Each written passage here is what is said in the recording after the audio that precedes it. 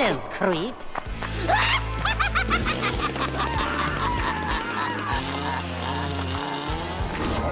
All right, welcome back to Fright Night Flicks Your with Dan and Darren. What's up, guys? What is up, everyone? Today we're reviewing the 2010 Insidious. It's not the house that's haunted. It's your son. What'd you just do with your hands? I was pointing, Dan, Darren. Oh, It's a new thing I'm doing. yeah, maybe we stop doing that.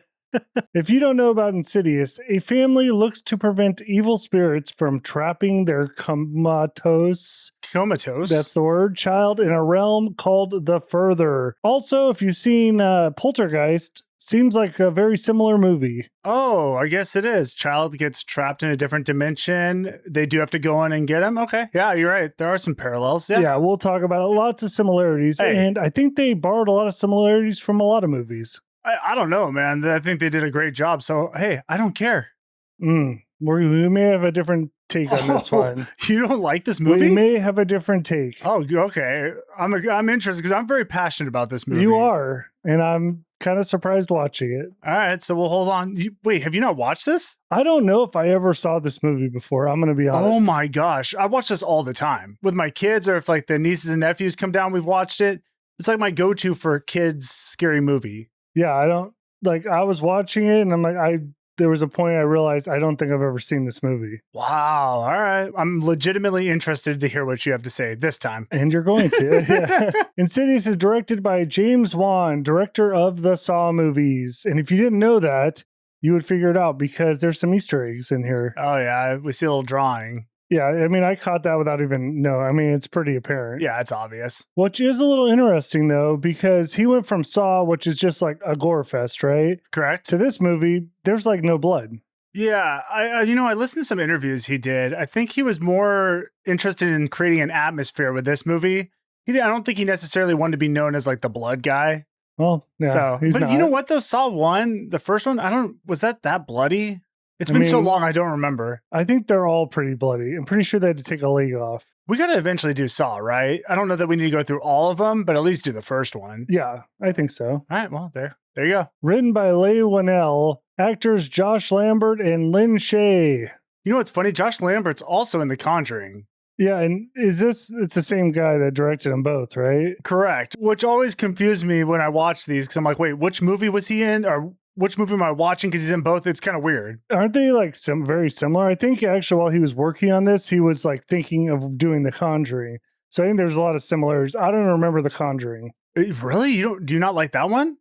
I don't remember it. Like, I don't think I watched a lot of these movies. Oh my gosh. See, these are like right in my wheelhouse. I'm just shocked. Okay. Yeah. Actors did a good job. Debatable. Some of them did. All right, we'll get there. Rotten Tomatoes, critics gave it a 66, and audience gave it a 62. Honestly, a little low in my opinion. I would say it's more than fair. Did this movie scare you?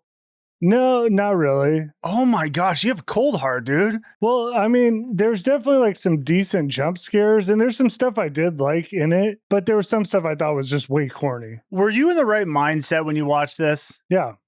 It was clear? It was it was very clear, and I was open. Okay. Did you watch them by yourself? Yeah. Okay. I usually watch all these by myself. Okay. Unless I can get someone else to watch them. Maybe you should get some friends.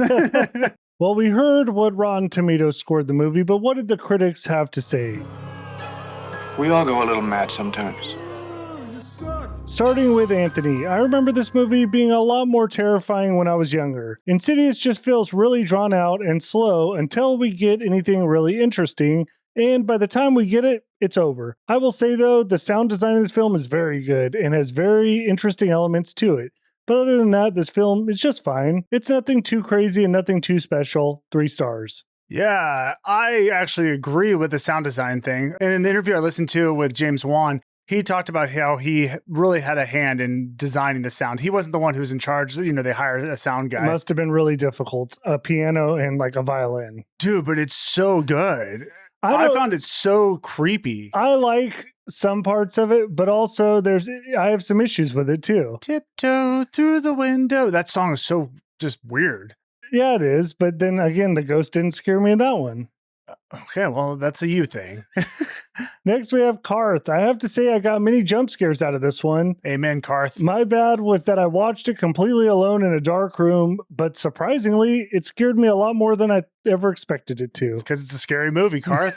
The tension in the atmosphere really got to me, and I thoroughly enjoyed the whole terrifying experience. 4 stars. My only problem with that review should have been 5. Next, we have Jeff. Love this movie, possibly my favorite horror film. I love how they made it feel moderately ambiguous in the beginning, but connected everything towards the end. The storyline was very interesting. Characters felt real. 5 stars. Amen. Disagree. Preach, Jeff. Preach. Yeah. Some would say it felt moderately ambiguous. Some would also say it's bad writing. Ooh. Well, there are some things in it that are a little problematic, I would say, in the writing area. I would say there's some plot holes in there. Very interesting. It gets wacky, but that's also kind of why I like it. Kind of what happens when you copy a movie and you just have to make it fit. Bro, what did you read that this is a copy thing? I didn't read anything. You read someone. You read a hater. I didn't. You drank the Kool-Aid. Ricky, boring ass movie, dry acting, weird plot, 1 star. Oh my gosh. My man. Get out of here, Rick. Get out of here. All right, let's get to our initial impressions. You can go first since you're a hater. Okay, my first one is I didn't realize I was watching Poltergeist Part 2. Yeah, there's similarities, but the style of it and the terror factor, the scare factor, I guess I would say, way better in this one. Poltergeist is a classic. I'm not knocking that, but this movie scares me where Poltergeist did not. Well, I mean, it's very similar. Like we already talked a little, but like the kid going to another dimension, bringing in the psychic expert, same thing, same even tone with the psychic expert. They come in with that heat, like they're running the show. Guy, you're right. You got to have a parent go get them out. Was there goo in the further there? Was there goo in the further there? Wow, I can't say that word. Was there goo in the third? Wow, the further. There was not, Darren, there was not goo in the further. Strike 3, I quit the pod. I'm out. Yeah, you just like, you've had your chance. It's over. Moving on. No, there is no goo in the further, but I don't even like the name The Further. So if you don't know, Further is the other dimension we're going to travel to in this movie. I don't like it being called The Further. To me, that's kind of a lame name. Yeah, I'm not going to argue that. It's whatever. It's irrelevant in, my thoughts of the movie. Yeah. All right. So the storyline itself, it's interesting, right? Like we have the empty vessel theory and we have astral projection. That's the big thing that goes on here. Well, first, it's astro projection. It's astral projection. It's not troll. It's astro projection, right? Oh, you're going to look this up? Your daughter's face on there. Darren's going to go ahead and read it. You want to try again? Wow, I was wrong. Maybe the L's silent. I always thought it was astro projection. But yet so confident. All right, well, yeah, it's a fault of mine. Go ahead and leave more comments about that. Okay, well, we have to kind of give a overview of what happens. The kid gets haunted. Basically, his soul is stuck in the astro plane in the further. They have to go in and get him. That's what we're talking about. Right. Yeah. But that happens at the very end. Well, that's why I like this movie. It starts as kind of like a more basic haunted house movie story. Yeah, it's a haunted house. Yeah, then at the end, though, it turns into like a whole different thing. It gets weird, which is when I first watched it, I remember just being shocked, but I liked it. It is kind of goofy, but it's fun. Yeah, I mean, I'm coming off like way more negative than I probably feel about it. But I want to make it clear, I do not agree with you necessarily. Well, I think you made that very clear. It wasn't like the worst movie ever, but like the whole, I mean, I probably had higher expectations going in because 1, I actually thought I've seen it before and I haven't. 2, I know you really like this movie. Yeah, it's like my go-to. I honestly feel like it's a top 10 movie for me just because it works. No, wow. I'm not putting it on that list. I'm just saying every time I watch it, I enjoy it and it still scares me. And that's what I love about movies. I love getting scared. I love a good haunted house story, dude. And you got to say the sound design of this movie is great. I love the sounds. It's so creepy. Even from the intro where they have the piano or whatever the heck hits and then you have the title screen light up. And it's kind of demonic dark. I know what you're saying. Okay, I can get down on that. Yeah, I think James Wan just nails it with the atmosphere. And especially the story where you have this family in the haunted house and you have kids involved and they're stuck there. Why are they there? Where? Why'd they move to that house? I don't know. Yeah, exactly. I don't know why they're there. It didn't matter. Also, what's the other kid's name? Luke? So I'm saying there's 3 kids. You really only know one. I'd rather only know one. I didn't really need to know the other kids. You're introduced to them, but then they just kind of disappear halfway through the movie. Sure, that's good. We saw them, they're gone. You don't like when kids are in movies like this, no, right? I agree, but let's just not even have them in at all, you know? Yeah, but I like how there's certain points, especially like with the baby in the house, and then you hear something over the monitor, and that was like terrifying because, you know, anytime you've had a baby monitor, it's always creepy. You're kind of thinking like, what if something did talk over it? No. I get that. I have some issues with that scene, but yeah, I like the touch of it. Yeah. Okay. Anyways, okay, the storyline, it's a little out there. The astral projection and then the ghosts that come into the world, I just found it interesting. Yeah, and Elise, to me, so she's the main psychic that comes in. She didn't carry the weight that little Tangina did. Well, no, but she's very likable. Also actually. doesn't have the ass of Tangina. Of course.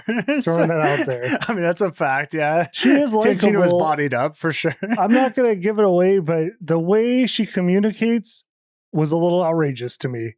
There was one scene where it got crazy. I didn't know what we were doing. It did get insane. I'm not sure what the gas mask was needed for. That's what I'm talking but about. But it looks so gnarly, though. When you does, see it. But then I can't. I'm just looking. I'm like, what is the functionality of this? And I understand it. We'll talk about it. Doesn't make a lot of sense to me. I'm going to be honest, Dan. Sometimes you just got to let go and just enjoy the ride. Okay. So yes. Okay. The sound design's good.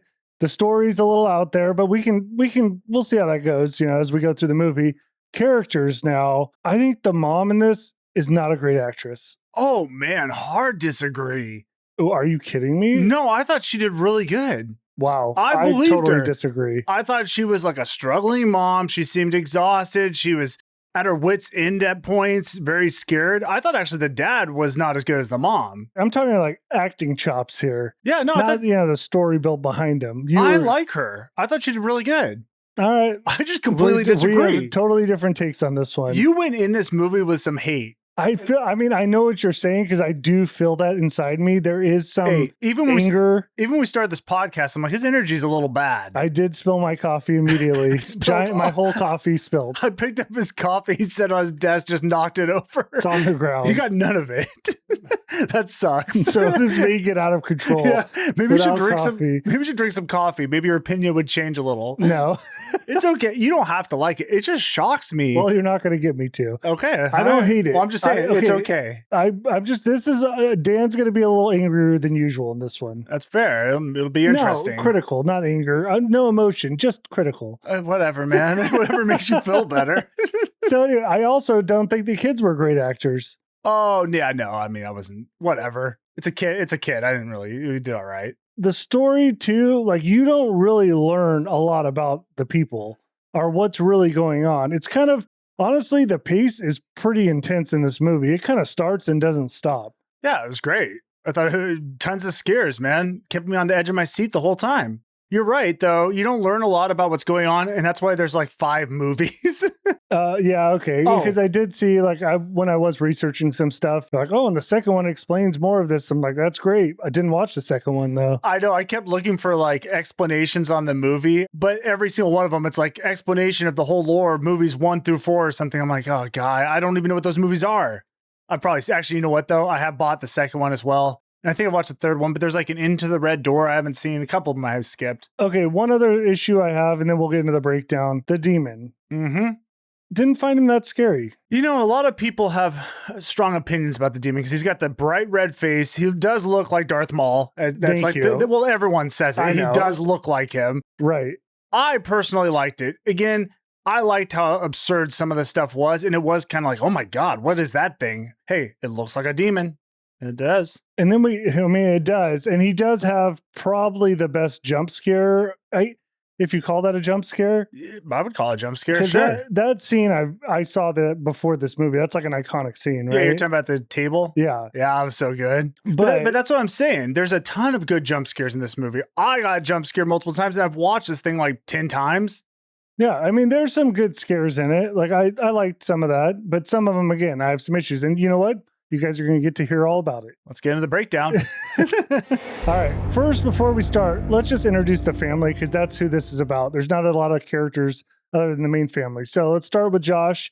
He's the dad. He's a teacher. The mom is Renee. She's a singer, songwriter, pianist, Stay at home mom.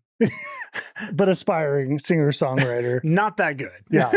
There's Foster. Apparently, that's the younger boy. I thought it was the older boy, a little nerdy. Dude, honestly, the two boys, I got really confused in the beginning. Oh, okay. Well, again, I've seen it, but yeah, he was barely in the movie. So there you go. And then God, one goes in a coma. Then I'm like, I know who that is. Yeah. And that's Dalton. He gets possessed. That's all you need to know about him. He is in the further. Yes. There's Callie. She's the baby girl. She's in the movie a little bit. She's just a little baby. So that's the family. That's who we're going to get to know. Now, the film begins.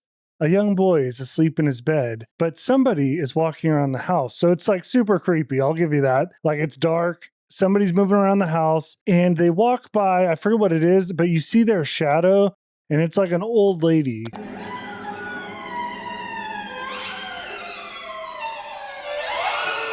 And you're kind of like, what is going on here? Well, it's kind of hard to see what it looks like, but yeah, very ominous, creepy. We also don't know who this little boy is. Right. Well, we do now, but a good way to start it because you're like, oh, this is weird. Yeah. And then the old lady, I don't know if she goes to a mirror or what.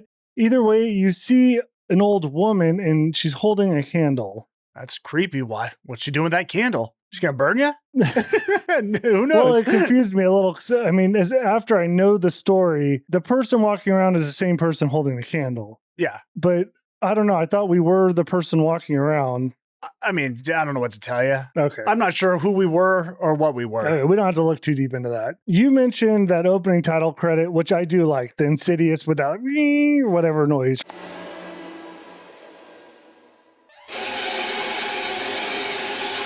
It is so good. Yeah, they just have the text lighting up almost like fire illuminating the text with that noise underneath. It's just creepy. Yeah, and lots of black and red in this movie. They love that. Yeah, it works. Now, I also liked just that opening sequence where they're showing the house. Like, it's just like little shots of the house, right? Like pictures almost.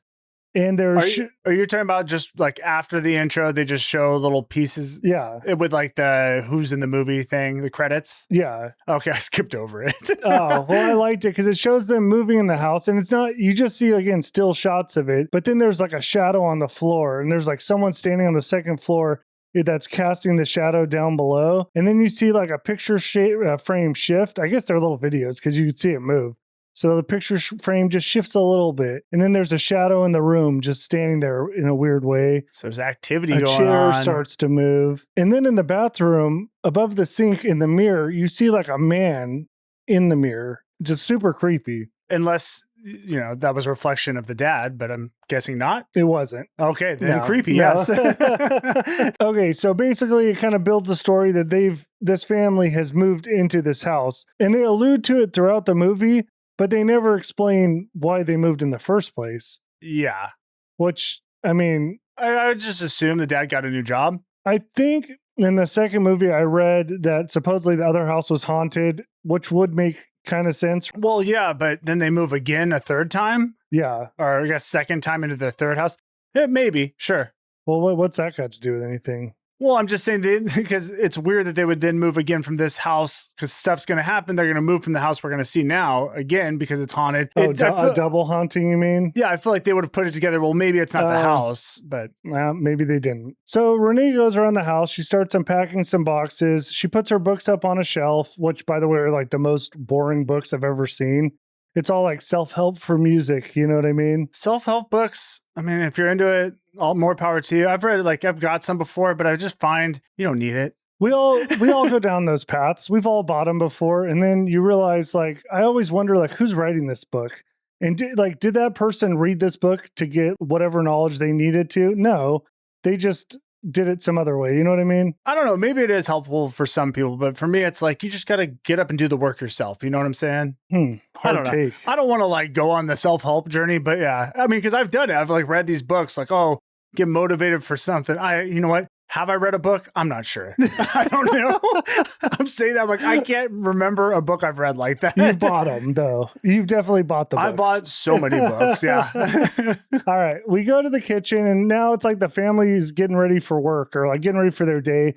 Josh is getting his stuff together. He's going, I guess he's going to the school where he's a teacher. And again, you don't learn this till later, but he's got a PTA meeting that night and babies are crying, kids are eating cereal on the floor. And honestly, I got a vibe that Josh might be cheating. What they're trying to show you, I feel, is that Josh is a little bit disconnected from the family. The wife's handling everything, the chaos. He's just kind of going through, grabbing his stuff, leaving. Yeah. And he talks about that PTA meeting and it just came off a little as if like he didn't really tell her about it. So it did seem like something was going on.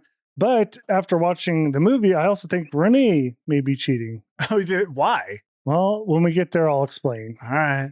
She's not. This is all his speculation here. Well, she might be. They just didn't tell us. There's a lot of stuff they don't tell you in this movie. Well, she wasn't. It never happens in the other movies. I'm just saying, you don't know. So Renee ends up going upstairs and all those books she put on the shelf, well, they're now on the floor. Which is creepy because we know that they just got set down there, but she blames the kids and the kids are like, we didn't do it. So she chalks it up to one of the kids doing it, but no, paranormal. It definitely is paranormal. Yeah. Josh ends up leaving for work and Renee's left home alone. So she sits at her little piano and sings her god awful song about wanting to go west, but she just can't do it. Am I supposed to respond to that? It wasn't that good. Yeah, it wasn't great. Now the baby starts crying. So she uses the baby monitor. I haven't had one of these in a while. She uses the baby monitor, hears it crying, goes upstairs. I'm just known that baby monitor is around. Yeah, this is purely a setup just to like get us used to the baby monitor being there and that she uses it. Yeah, so she goes, gets the baby out of the bed. And the first thing I noticed is that baby sound like it got croup. You know that Silbark cough? Oh, did it? I don't know if it did or not. I'd like to know. I didn't read in the lore. Sounded like it though. I hope someone checked on that baby. Well, as she's taking care of the baby, she starts hearing some creaking and it sounds like it's coming from the attic. So she's a brave woman, you know? She decides she's going to head up to the attic and check it out. Now, to get to the attic, there's a door right off the staircase. You open the door and there's another set of stairs that go up to the attic. All right? You on the same page? Yeah. Okay. With you. So she goes up there, looks around. Nothing's really going on. And then all of a sudden, the furnace ignites. And then she walks downstairs. Yeah. You have a problem with that? Is it supposed to just start like that? Was it a cold day and it was supposed to come on? Like, what was going on there? Well, you know, like I'm not a handy dude or a handy man, one might say. Yeah. I wasn't sure how furnaces work. So I just assumed like, hey, it was time for it to turn on. That could be the case. But it sure seemed like it just like randomly turned on. It felt that way, but she didn't seem concerned. So, hey, I'm not concerned. All right, we'll just move on from that. And we'll move to later that day. Now, Josh comes home from work. I was just going to let you know he's home, I guess. There's not a lot to say about that, then he's home. Dalton now is sitting on the stairs and he's playing with his toy. Did you notice what toy he's playing with? No. He is playing with a giant great white shark. Man. I'm just throwing it out there. We just did Jaws, the movie connections. You know how we do that in movies sometimes and they keep chaining little things together? Yeah, I mean, it does make sense, though, because we are in the horror genre. So I think movies do leave little Easter eggs anyways. But yeah, it is funny how that seems to happen to us a lot. Well, that's because that kid was in Jaws. What? No, what? Yeah, I just made that up. I was like, well, he wasn't alive. I'm like, what are you talking about? You're an idiot. All right, so he's playing with his toy on the stairs. Right next to him is that door to the attic, and it slowly starts to open. Now, I wrote a little note in here. So far in this movie, all we know is they moved here. It's super like ominous, something's like in this house that's like evil, something we should fear. But I know nothing about the characters, don't really care about them, know nothing really about the house.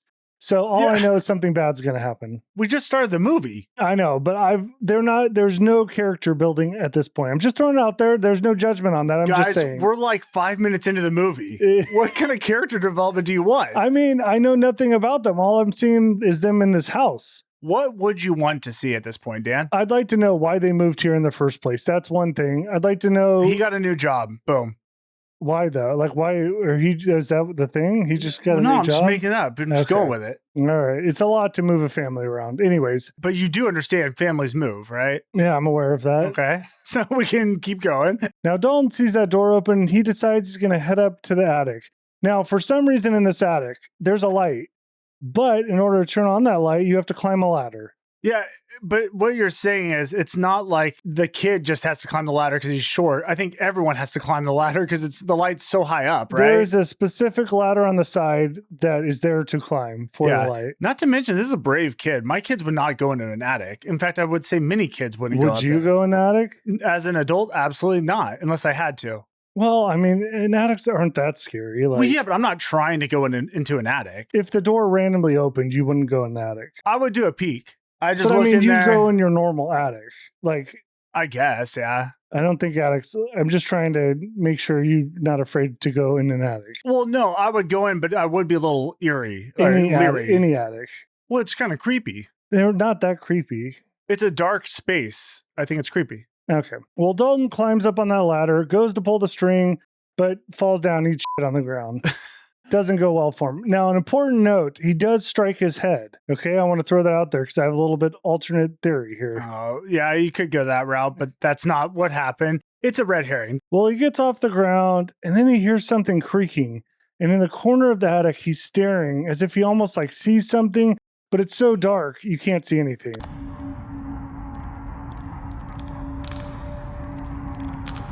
Was it a creaking or was it a scraping? I can't tell. A creak and a scrape are pretty close, and there's a lot of it in this movie. Yeah, there's like an ominous sound in the corner. But the interesting thing is it almost seemed like he saw something. We cut downstairs to the living room. Renee and Josh are just hanging out, and then they hear Dalton scream. So we were just with Dalton. We saw him see something. Now they hear the scream. So they jump up, they take off running, and then you hear that high-pitched that note thing they do in this movie, like that. It sounds like you just like slam on piano keys. Honey, where are you? Yeah, which I didn't love. I get it creates tension, but when they play it, I'm expecting to see something right away. That's why they're subverting your expectations, Dan. Because they hit that thing, and I'm like, okay, where is it? Where's the thing? But there's nothing. It's dread. The upcoming, it's a build. That's step one. We build, and then we just keep building on top of it. It's like a ramp. And then they launch you. Yeah. So they go upstairs. They find Dalton sitting in the attic. He's totally fine. But when Renee goes to leave, she notices her box of sheet music. It's sitting in the attic. Earlier in that day, she was looking for it, and it disappeared. She couldn't find it. And she even had been up in the attic, so it seemed like it just disappeared and then reappeared. As we know, there's a lot of haunting going on. I also found it strange that the kid didn't say anything about the noise he heard in the corner. And it did seem like he kind of saw something. There's a lot of times people see things in this movie or hear things that they don't totally open up about. No, maybe you should just be honest. Yeah. So one other thing about Dalton likes to draw, and a lot of his drawings are all over, actually all his drawings are all over his wall. Now, I would say if his parents ever paid attention to any of these drawings, they would probably know what's going on. That's a fair assumption to make, Daniel. And we'll talk about that when they finally do pay attention. And that was a part where I was kind of like, oh, guys, I feel like you should have picked up on this earlier. I mean, there's some weird drawings that as a parent, you'd be like, can you tell me about this? What is going on? Yeah, like, or at least just explain what this drawing is. I mean, there's even writing on there that's like a little out there, you know? Yeah. So Josh ends up blaming Renee a little bit for leaving the door open. She was up in the attic earlier. Kind of pins it on her. They're getting a little bit of an argument, but he calms down a little bit. Renee now is afraid that things aren't going to change from the last house. All right. So they bring up the last house, but they don't tell you anything about it, what that means. Oh, okay. You know, I don't think I caught on to that. I thought that's like all she says. Oh, okay. Well, hence why I didn't catch on. Yeah. They cut to nighttime and we're in Dalton's room. A wind blows through and that's it. Next morning, Josh goes to wake up Dalton, but he's in a very deep sleep. He ain't waking up. So, you know, obviously he hit his head. They're going to assume that head caused some sort of concussion or something like that. Now he's in a coma. Right. And that's exactly what the doctor said, except the doctor also says he's never seen anything like it before. Everything else seems normal, except for he's just not waking up. Weird. Which almost makes me think, though, like, what's the difference? I guess maybe if they did some weird brain scans and saw that like whatever normal parts when you're in a coma shouldn't be working are working. I don't know. Yeah, I don't know brain stuff like that. So I noted here, this is a crazy weird start to the movie. I know nothing about the family, know nothing about the house. And now this kid that I know nothing about is in a coma. I feel like you know everything then. That's exactly what you should know. We cut to 3 years later. It's a giant cut. That wasn't 3 years later. It was. I There's wouldn't write that. no way that was 3 years later. You want to bet? I would like to bet. What do you want to bet then? You think that kid's been in a coma for 3 years and he didn't grow? Huh. There's no way. It was like 3 months. That seems far more reasonable. 3 years? He's like a grown man. Yeah, I don't think anyone really grew from 3 years. No, because it wasn't 3 years. It was like a couple months. Are you sure? Absolutely. Gotta look it up. Trivia time while Darren's going to the bathroom. What movie is this from? Leave a comment. Let us know. Hey, maybe we should do that. Like little trivia things here and there. I did a trivia bathroom break. What's that? You'll have to watch. All right. So I was partly right and partly wrong. It is 3. It's not years. It is months. Correct. That's what I said. So you're completely wrong. Well, I got the 3 right. But you're that. Yeah, 3 years is a long time. I mean, that would make no sense. I can't believe you even thought 3 years. But I just wrote it down. All right. Okay, that's fair. I put Foster. Who the hell's Foster? Yeah, It's the wrong kept kid. seeing Foster By the way, half of this movie I started calling Josh Sam. I don't even know why. I don't understand how that happens when you're writing that outline. It's like his look reminds me of someone that it's his name. Okay. I don't even know. So we're 3 months later, and Dalton, he's still in a coma, but now he's at home and he's got like an NG tube going in. He's got an IV drip, like a whole bunch of medical stuff going on. Well, yeah, they're just taking care of him at the house. Yeah, and he doesn't eat or drink or crap or anything. I mean, he does. They have to Yeah, I do all think that. we understand how it works when you're in a coma. Yeah. By the way, I was talking to my kids about that. How often do people even get into comas? Because in I movies you mean- see it happen, but I've never known anyone who's been in a coma. I feel like a lot of them are like medically induced comas. Yeah, not like you hit your head, you go into a coma. I'm sure it does happen. I but, mean, I think that does happen. well, no, I know it does, but I wonder, just curious. I don't even have an answer, just throwing it out there. I don't think many people do. Yeah. Renee's back on the piano, and that baby monitor is sitting right on top of it. And all of a sudden, she starts hearing some things. And it first starts off like a whisper.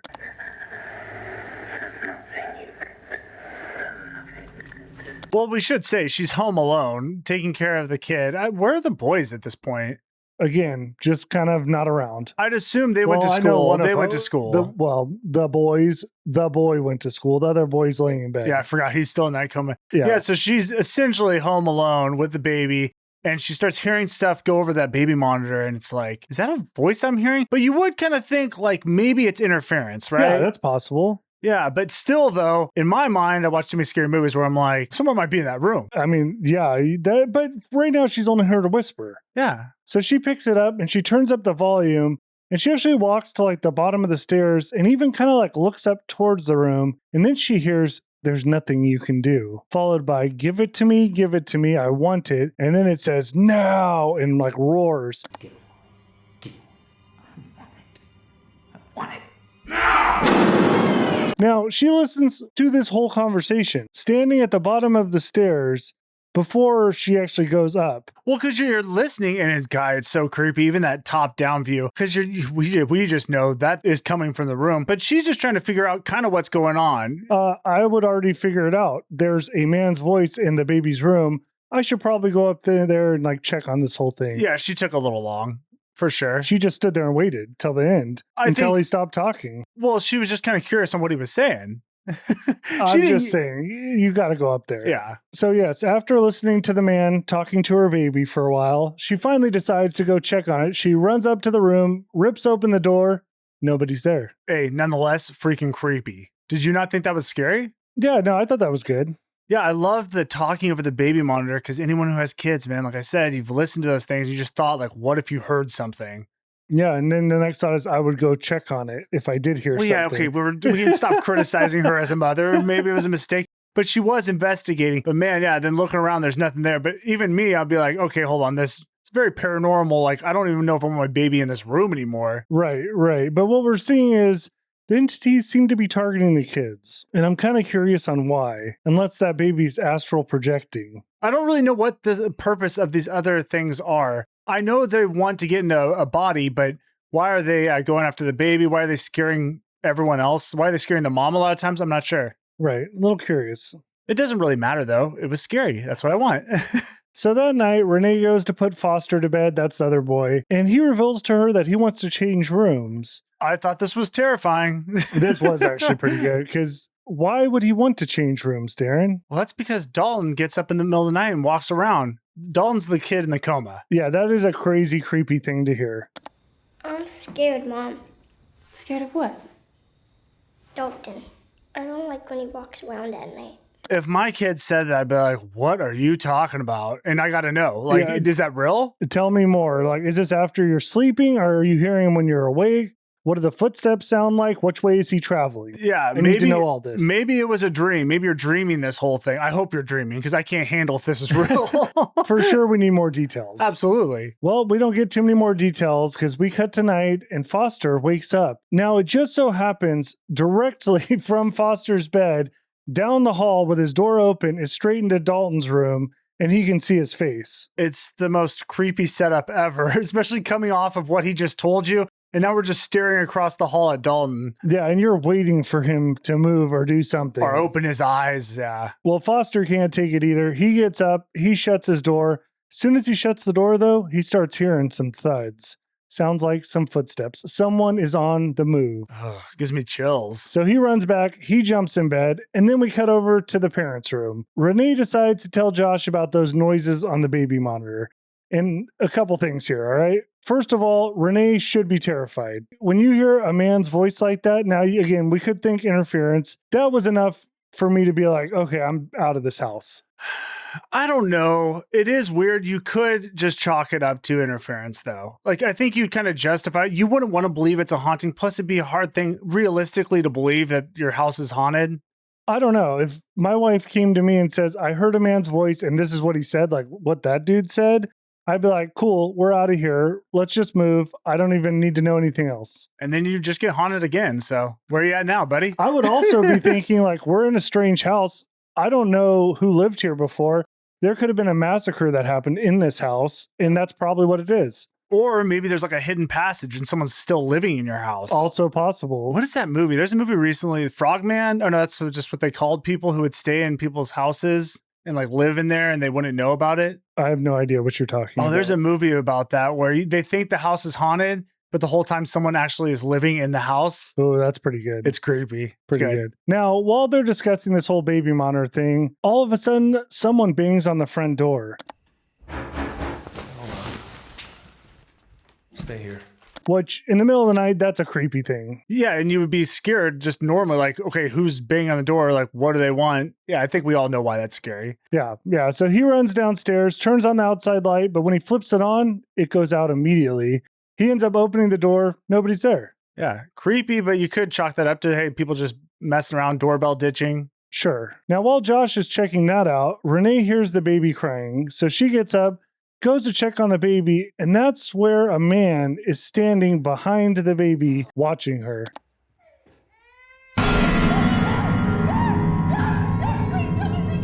So freaking creepy. Wasn't it behind the blinds, though, or behind that little curtain? He was like behind a drape or something. Yeah, but you see a face there, like, oh my God. Just terrifying. Yeah, she flips on the light, he's gone. Disappeared like a ghost. Gone. Now, I'm still in on this movie at this point. Like, I think this stuff is good. It's Okay. good. Like, it's creepy enough that I'm in. Okay. Yeah, I've been in, still in. Yeah. But I'm starting to waver a little because this guy looks to me like one of those sliders. He's talking about those guys for Halloween who put the knee pads on and they slide around and they have like sparks sometimes. Yeah. I feel like it's at like one of those Halloween. Okay, there's a dude on places. TikTok and it's like Taz.film, TAEZ.film. He looks, I don't know, it looks similar to him. Yeah, well, he probably modeled his face after this guy. That's possible. It's possible. By the way, the slider stuff, out of control. How so? In a cringy way. It is cringy. I I gotta love say. Halloween stuff, but it's, you know what it is? They're like, they jump over stuff and like do athletic stuff while sliding. I just can't get behind it. I don't want to make fun of them because, hey, they're having a great time. Let them be. But man, I watch it and I do get a little cringed. I don't want to make fun of them, so just go watch Papa Meat's video on it because it's great. He does a great job. I will say I saw one of the, okay, here's the funny thing. We share the TikTok account. And so, because it's for the channel, all of a sudden I'm getting slider stuff. But hey, I'm also watching it too because I'm like, what are these people doing? And when they have like a high bar set up and they're doing jumps off and into a slide, I'm like, oh God. It's not that far from the hobby horse thing. It's not. You know what? That's really funny. You know what else is funny? You'll see a lot of those videos. Comments are disabled for a reason. I respect it. They love doing it, and I like the Halloween like vibe to it. I like when they're in the theme parks doing that stuff. It's when it goes a little far. It's a lot. It's a lot. Okay.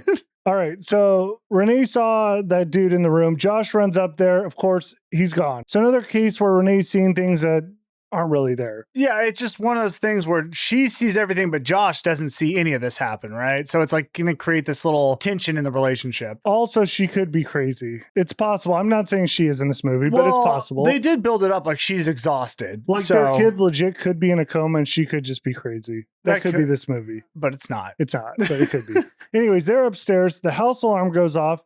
Josh runs downstairs. That front door that he shut, it's now wide open. Okay, this is just terrifying because he locked it, right?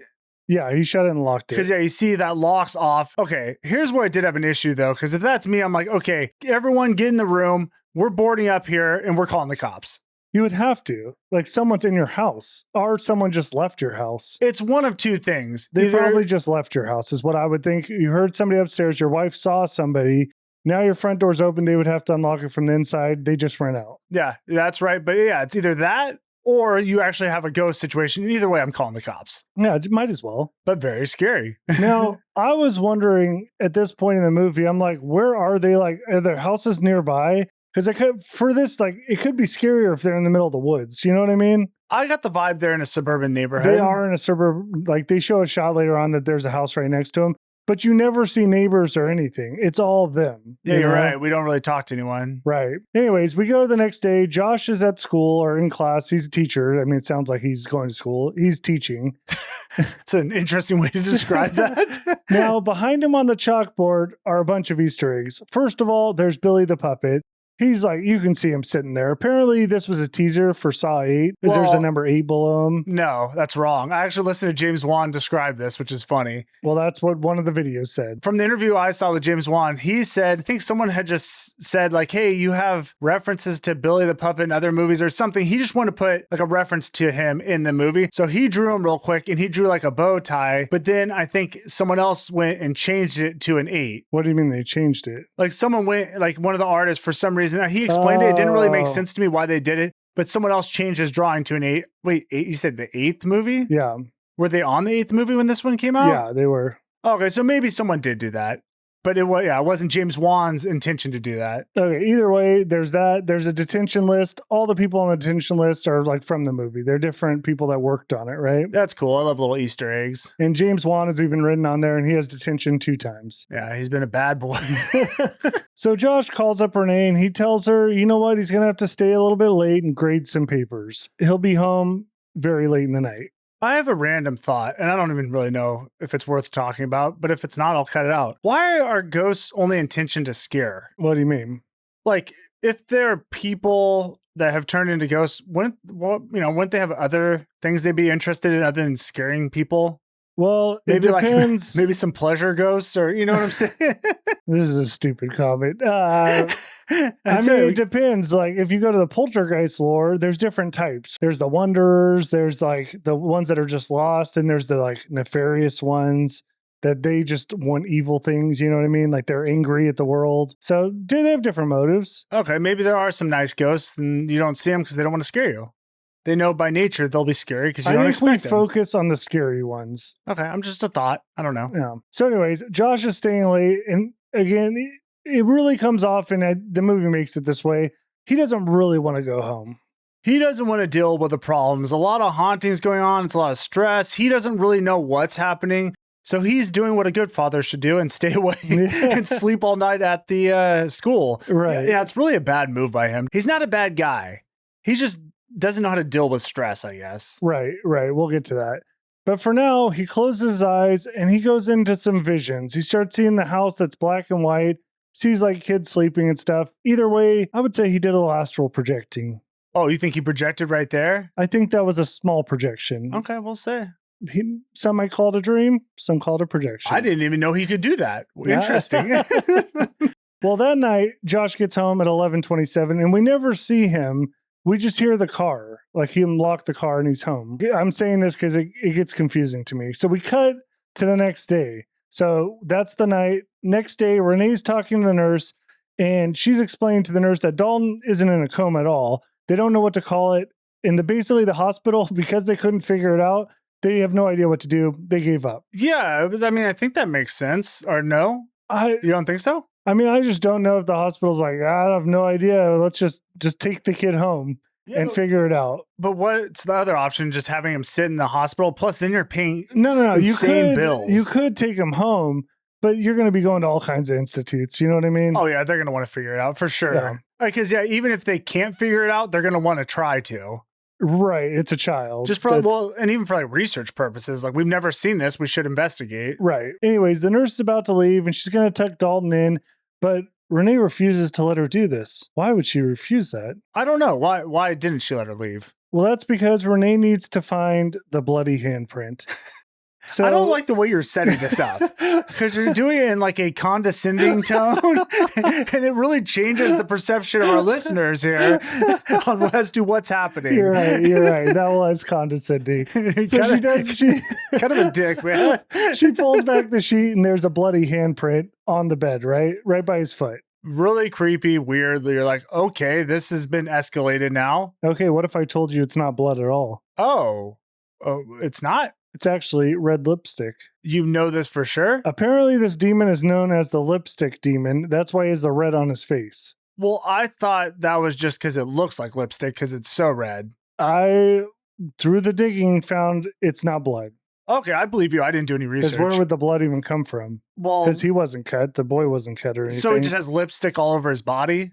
Face, and I guess it's on his hands too. Oh, okay. Interesting. So we know he's getting close. Yes, well, he's very close. He's touching the bed. We're probably going to talk about it. Maybe I shouldn't bring it up, but there is a little confusion on why it's taking so dang long for him to get inside the boy. That sounds weird. I almost stopped before I said that, before he possesses his body. Yeah, all right. We will get to that. But I have confusion here. This whole sequence was confusing because we go from Josh late night at the school. We don't even see him get home. It cuts to Renee with the nurse. We just heard the car. So it cuts to Renee and the nurse the next day. And then it cuts from that right back to Josh at school, but it's a different night. And he's late home there again, or late at school again. Yeah, we're just skipping time. It makes sense. I thought it might be like the same night. It was confusing to my brain. That's fair. Right? You got a slow brain. Well, Josh has fallen asleep again, and he wakes up to a voicemail from Renee. And here again is where I'm like, the acting is god awful. And this is just voice acting because she just says to him, Josh, where are you? I need you to come home now, please.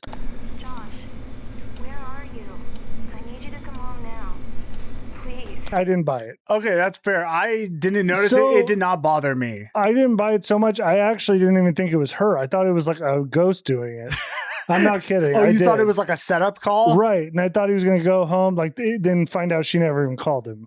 Yeah. Okay. I see where you're coming from. I do have a problem, though, with Josh being away for so long. When your house is haunted and you have a kid in a coma, that'd be crazy just to like leave your family alone. You think you'd want to be around. Absolutely. It is a problem. Yeah. And Renee also has a problem because when Josh gets home, she's sitting there waiting for him and it's like 10:30 at night. I mean, typically, yes, this would be a cheating situation. It would be. But he's not. He's not. Yeah, as far as we know. Now, Renee tells him she's scared of the house. At this point, she's had enough, tells him the house is straight up haunted, but she doesn't mention the bloody, or I mean, we'll say bloody, lipstick, whatever, the bloody handprint. She doesn't mention that to him. Yeah, which is odd. You're like, okay, I'm surprised you just don't throw that out now. I mean, I feel like you should just open up about everything you've seen. Let's just get it out on the table, right? Yeah. But instead, she then calls Josh out for avoiding situations and that he's not here for her, which she's not wrong. Yeah, it seems like they've had this talk before. And like we said, it's clear that's what he's doing. She finally gets fed up and she goes, you know what? Just deal with this. Takes the sheet, the bloody handprint sheet, throws it at him. I'm just like thinking, like, why are we playing games? You know what I mean? Well, because Josh doesn't want to believe anything. So she set that up. She got in that argument with him, knew he was going to deflect. And then she's like, all right, here's my trump card. Here you go. What you going to do, Josh? All right, you're not wrong. That is what she did. See, I can defend this movie all day long. Now, because of this fight, Josh is going to sleep on the couch, which I don't believe. You think the house is haunted. You're going to have your husband sleep on the couch? Yeah, that seems weird. You're right. Just didn't buy that part. It seems unreasonable. And it gets worse for Renee because she's now alone in her room and she has a dream. So in the dream, she sees Foster sleeping, sees this like weird... There's nobody named Foster. It's the other boy. Oh, that's the brother? See, you don't even know who he is. Yeah. Oh, yeah. Okay, my bad. How many times have you seen this? But I don't care about the other boy. Yeah, understandable. She sees a candlelit hallway and then she sees a window with like bloody handprints on it. And then she wakes up. All right. Interesting. Okay. It's weird. Question: did she astral project? I don't know. You keep saying astral. I don't feel like that's right. I still feel like it's astral. I read it. So right. Yeah, I don't know. I don't know. She didn't astral project. I don't think she has that ability. But that is a place. It's a real place. A real place in another dimension ish. All right. Maybe it's like contagious. If you're around someone who can project, then you can. Well, that's the thing. We don't really know why some people can and some people can't. True. Maybe it's explained later, but we don't know as of now. I don't think it is. Who knows? We got to watch the other movies. Oh, the other movies. Gotcha. Yeah. Anyways, it's now 1:53 in the morning. She's wide awake, freaked out. And in their room, they have a large bay window. And outside that bay window, there's like a deck. And as she's sitting there, she starts seeing a man pacing back and forth on that deck. Oh my gosh.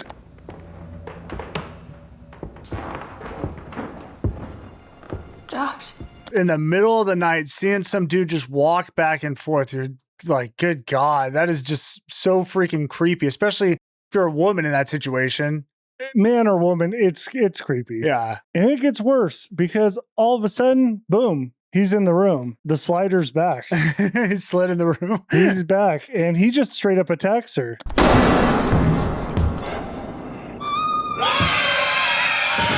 Well, he lunges for her, right? I don't know. There seems to be some grappling going on. This guy is very attracted to her. You know what? You mentioned ghosts having other motives. I would say this one has some other motives. Maybe, but man, just really bizarre to see. Yeah, Josh wakes up, it's like her screaming, runs upstairs, he's gone again. Yeah, so it's another one of those scenarios where Josh is like, was that even real?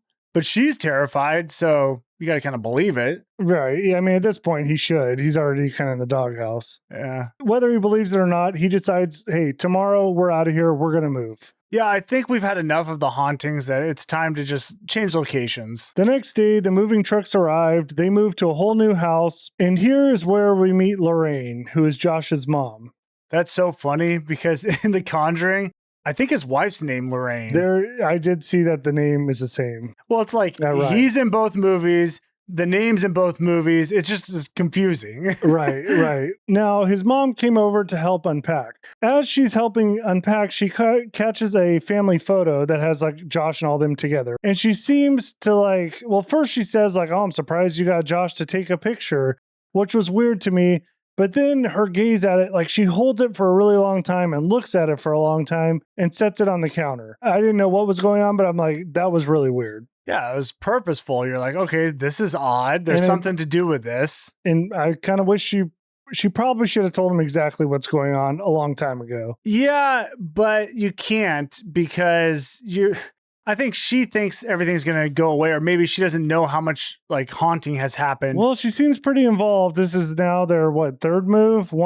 Second move in a pretty short amount of time. I'm sure she's heard about the haunting stuff. I think it's time. God, you're right. She should have came clean by now. All right, so Lorraine ends up taking off. Renee's home alone, and she decides, you know what? It's time to clean up this house. So she gets some laundry, takes it over the basket, throws it in. Did you see anything?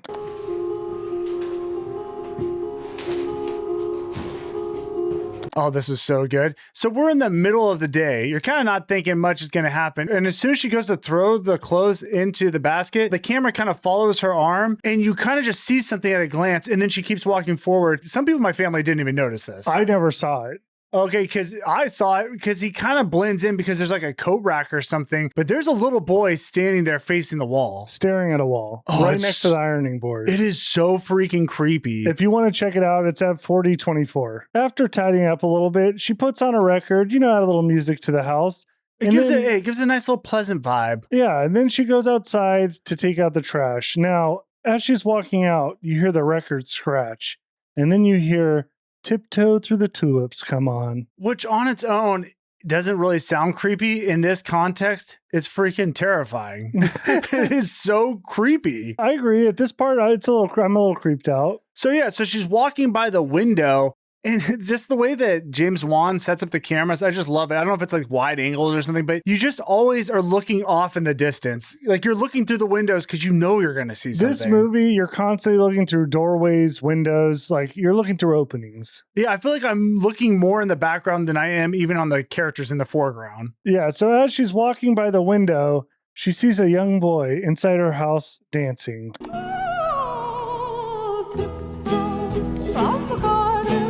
Just bizarre. Like, what is this kid doing in here? Obviously, we know it's a ghost. Yeah, and he doesn't look from this time period. He's like from the 1900s, like a little newsboy. Do you know this isn't supposed to be a little boy? Well, it is a little boy, but it's played by a man. No, from one of the videos I watched, and actually, I think I watched multiple where they said this is supposed to be an older man with like dwarfism or something. I think they just had a little man play the boy.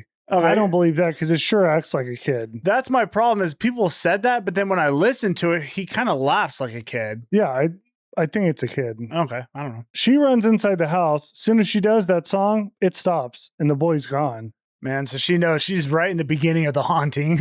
And then the door behind her swings shut. Just Bang, slam. Bang. And then she hears the boy laugh. Because at first I'm like, oh, the ghost like ran out. No, he's still in the house. He starts laughing and runs down the hall, and she can see him. Like, it's not like she's just hearing noises. Now, here's what's scary and why the kid being in the coma works for me, because if that was me, I'd run out of the house. I'd be out of there. But because her son's in there, you can't leave him alone with this character running through the house. There's an obligation. Yeah. So she goes in the house. She's looking for this kid. He's at the end of the hall now, waiting for her. As soon as he sees her, he takes off to Foster's bedroom. Her other kids, like, I think that's whose bedroom he ran into. It doesn't really matter. She runs, chases after him, gets into the room. Nobody's there. But the rocking horse starts to move. Well, it's rocking, but it's kind of hidden behind the door, so you can't see what's sitting on top of it, right? Yeah. So she goes over, pulls that door back. Boom. No one's there. No one's there. But then the door behind her now bursts open. I don't know if I could handle this, man. Doors exploding everywhere. It's scary. And then she hears Dalton's heart rate monitor. It starts beeping. And then she hears the young boy laugh. Man, this guy's just a real cheeky guy. So Renee goes in the room. Now, in this room, there's a cabinet. The top's like a cupboard, like a normal cupboard. Bottom, though, has a little curtain. And under that curtain, there's a little shoe sticking out. Oh, man, the guts you'd have to investigate this scene because you just know he's hiding in there. Well, she goes over to the curtain, rips it back. Nobody's there. Oh, fake out. Boom. Out of the top cupboard, little boy explodes out laughing.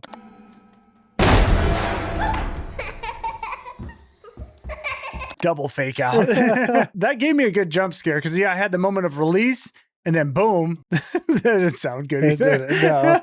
I thought it worked. You didn't think so? Okay, I mean, I liked some of it, but honestly, it's too much of the ghost. Like, and he's too real.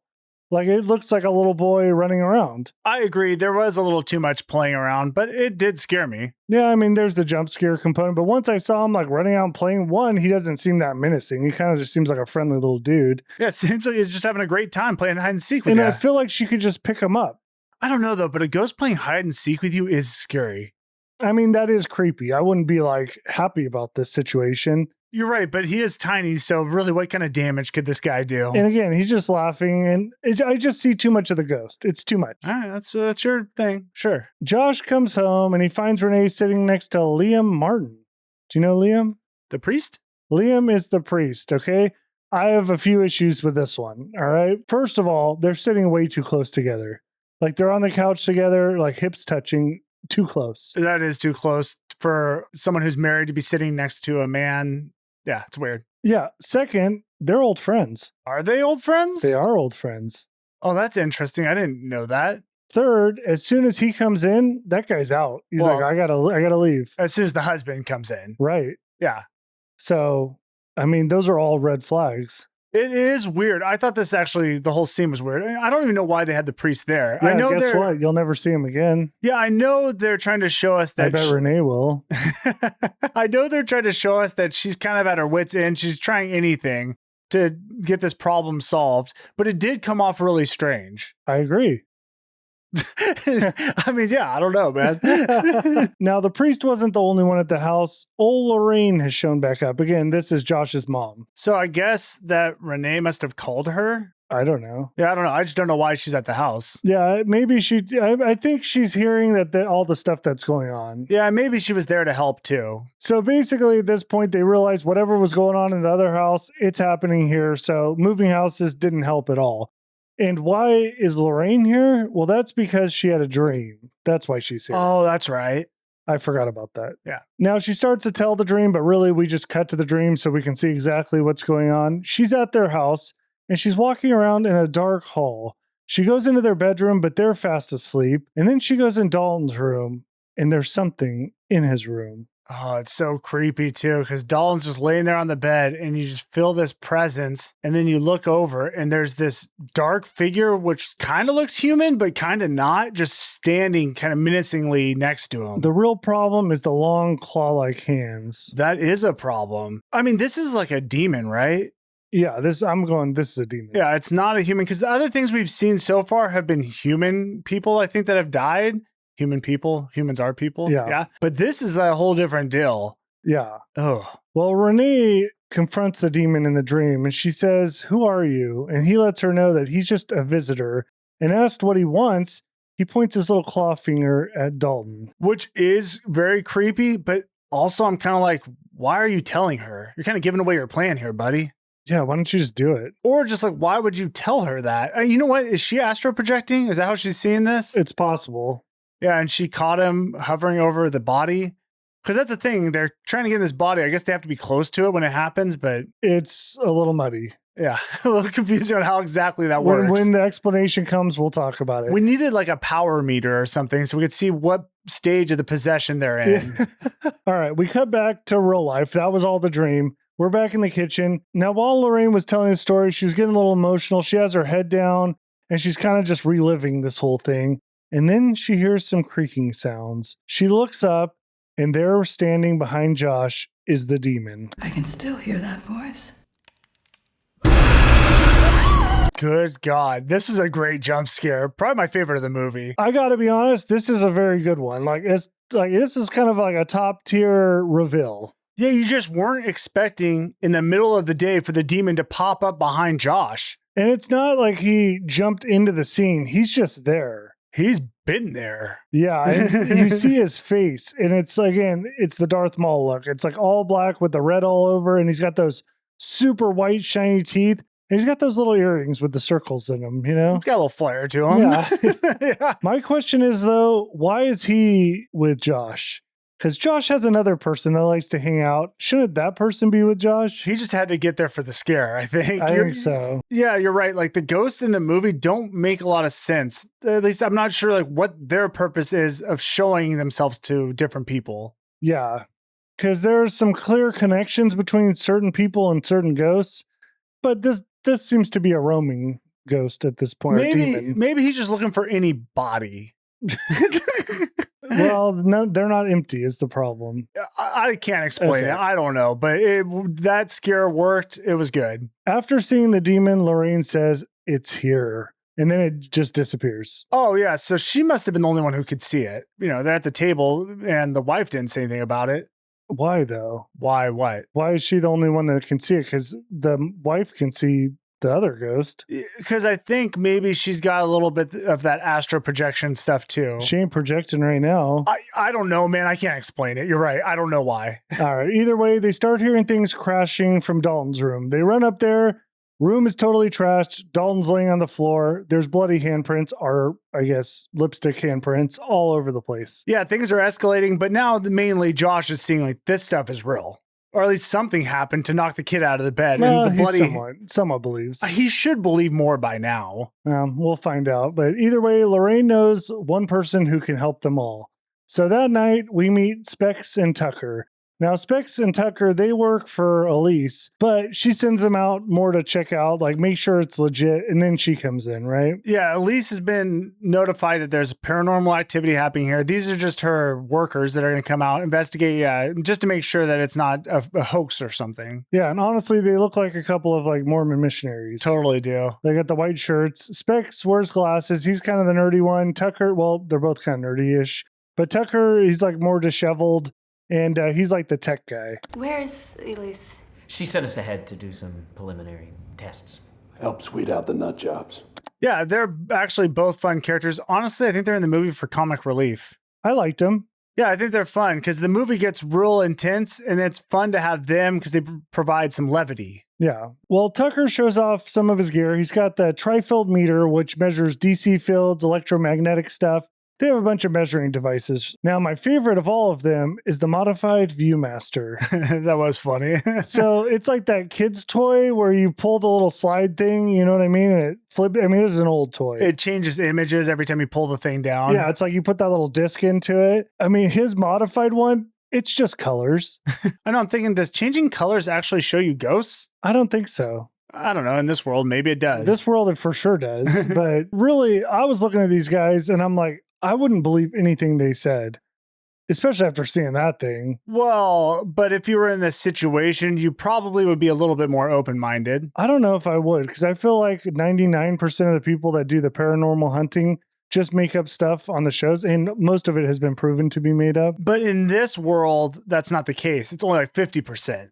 Well, I would also say there's some evidence that they may have made up some of this stuff. Why do you say that? I mean, should I get into it right now? Well, I'll just tell you, there's going to be a drawing of a demon. Well, in the boys' bedroom that they go investigate is those exact drawings of the demon. So they could have just seen that and copied it. But that's not what happened. But that's very well could be what happened. You don't know. Okay, but no, I disagree. It could have happened. That's not what happened, though. There's you don't nothing want to believe. There's nothing about these guys. Oh my gosh, you're sheep. ridiculous. The biggest hater in the world over here. You're just looking for things to nitpick on. Yeah, I kind of am. So Tucker goes around the house and he's like reading different fields and he starts getting like a little beeping going off. I don't know, we'll call it an electromagnetic reading. Then he pulls out the little modified, whatever I called it, picture thing, right? Starts flipping through the frames, the different colors. Then boom, all of a sudden he hits one. 2 women in white are staring at him at the end of the hall.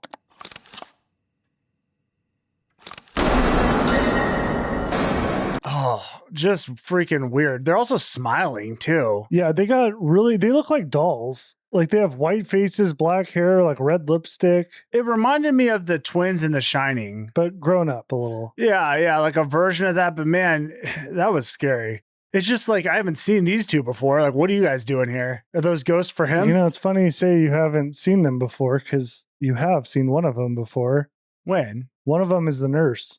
What nurse? The nurse, that one that she didn't let tuck Dalton into bed, that's one of them. How does that make sense? She played 2 roles. Oh, it was just oh, it's just the actress? Yeah, okay. It's not like the nurse is the ghost. That's funny. It was Or is the nurse the ghost? I don't know. Who knows? She's not. So after seeing the ghost in the hall, they call Elise in to do the role work, right? It's been confirmed this house is haunted. When she shows up, we learn that Elise and Josh's mom, Lorraine, they've been friends for a long time. I'm going to be honest, this isn't the case, but I thought this could be like a lesbian arc. You have a beautiful mind, you know that? Like, what? Well, it seemed like they had a relationship or something. Well, they did, but not like that. I know, but you could have easily gone that route too. That's just what I was thinking. I'm not saying it was right. I mean, you could have gone a lot of routes. Go to a lesbian is an interesting route to go. Well, I mean, I don't see his dad anywhere. They've never talked about his dad in this entire movie. Oh, Josh's dad? Yeah. Yeah, that's true. And then Lorraine's known him since a kid. He was a kid. She's around. Whatever. That's not the case That again. could still be on the table, honestly. I mean, yeah, honestly, it could, but sure, Daniel, let's just make up lesbian scenarios. Just saying it's an option. I don't know what even to say to you. But the main thing is we find out Elise also knows Josh. She makes that clear too. Well, yeah, she's known him since he was a kid. Oh, yeah. Did you say that? Yeah, I think so. I thought you said she knew. Whatever. Yeah, she knows him. All right, so let's just get to the investigation. Again, Elise, she knows her stuff. She comes in, she's shouting orders, the Tangina of this movie. Absolutely. So tonight, we're going to go to Dalton's bedroom. Now, she's going to look and talk. She's going to speak to Dalton. Like, she can speak in the other realm, I guess. And she's going to talk to him, and whatever she sees in the room, she's going to tell Specs, who will then draw it. She's going to tell him, but in a low whisper that no one else can hear. Right. I just think she should learn to draw. People can't just learn to draw. I mean, you can, but it's going to take a lot of time. Do you think, did you feel like Specs was doing a work of art? I feel like after she sees it, she can just draw it. Yeah, but she's got to concentrate on talking. She can't do all those things at once. All right, I'm sure. All right, so we go into Dalton's room. She starts speaking to him, starts talking, and then we start hearing that creaking, scratching sound. So we know there's a demon nearby. Well, Elise looks up at the ceiling, which is pitch black. Totally, you can't see anything. And they don't even actually show us the ceiling, but when we do, it's going to be black. And she starts describing something, and it's really creepy because she's looking and she's like locked on and she will not take her eyes off of the ceiling. Well, that's what's scary is you can't see anything, but you know she sees something and you know it's there. You can hear it. You can feel it in there. And so you're just thinking, what are we going to see here? And then you just hear her describing and she goes, blood red face, black arms, black legs, black body. While she's doing the Specs is just like scribbling, drawing as much as she can. Like a madman. Or he can, yeah. And she's just, again, locked onto that ceiling. And then her face, it almost looks like angry and terrified at the same time. And she just will not stop looking at this thing. Then she says it has hooves for feet, spidery fingernails. I mean, that's what's so great, though. She's describing it. And then as the viewer, you're like, oh my gosh, you're just imagining what this thing looks like. And you're thinking you're going to see this thing up here. Yeah. Now, Renee has heard enough. She's heard all the descriptions. She needs to know what this thing looks like. Does she look at the ceiling? No. Not right away. First, she goes over to Specs, grabs the book from him, and sees what he's drawing. And it's a giant black creature with a red face. It's a creepy thing to think that thing is hovering over your son. Right. So then, after seeing what's drawn, she does look up at the ceiling, but all she sees is blackness. Nothing's there.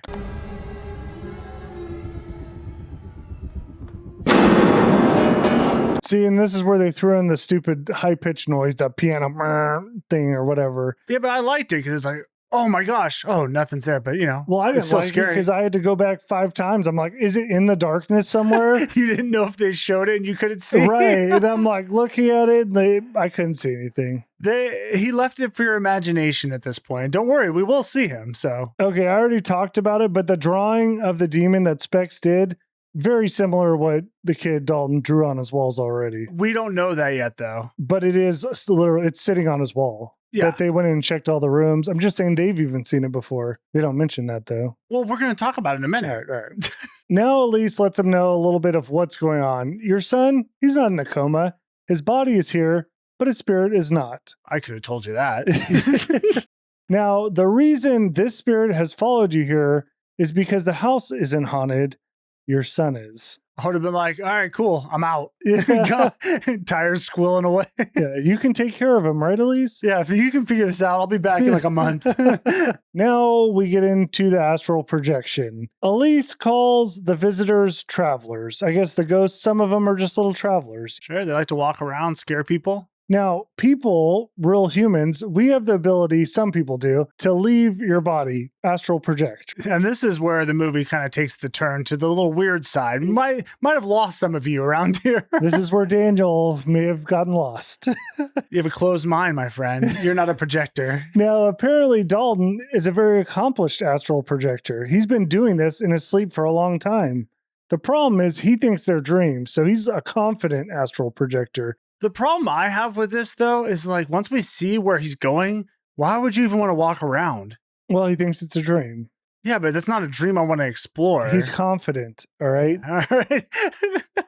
The problem this time, though, he went a little too far and he got himself lost. And you're thinking the whole time, like, well, what is this place called? It's the Further. Because it's further away from reality. Not a great name. Upside Down was better. What would you name it? Upside Down? I don't know. I ain't no writer. Well, yeah, you're right. Upside Down is better. Do you need to name it? Well, yeah, you got to call it something. It's just another dimension. What do they call in Poltergeist? Hey, Daniel, The further sounds better than another dimension. No, you don't need to name it. I think you do. Whatever. It's a world far beyond our own. Honestly, it's just filled with a bunch of ghosts. A place without time as we know it. A dark realm, tortured souls of the dead. A place not meant for the living.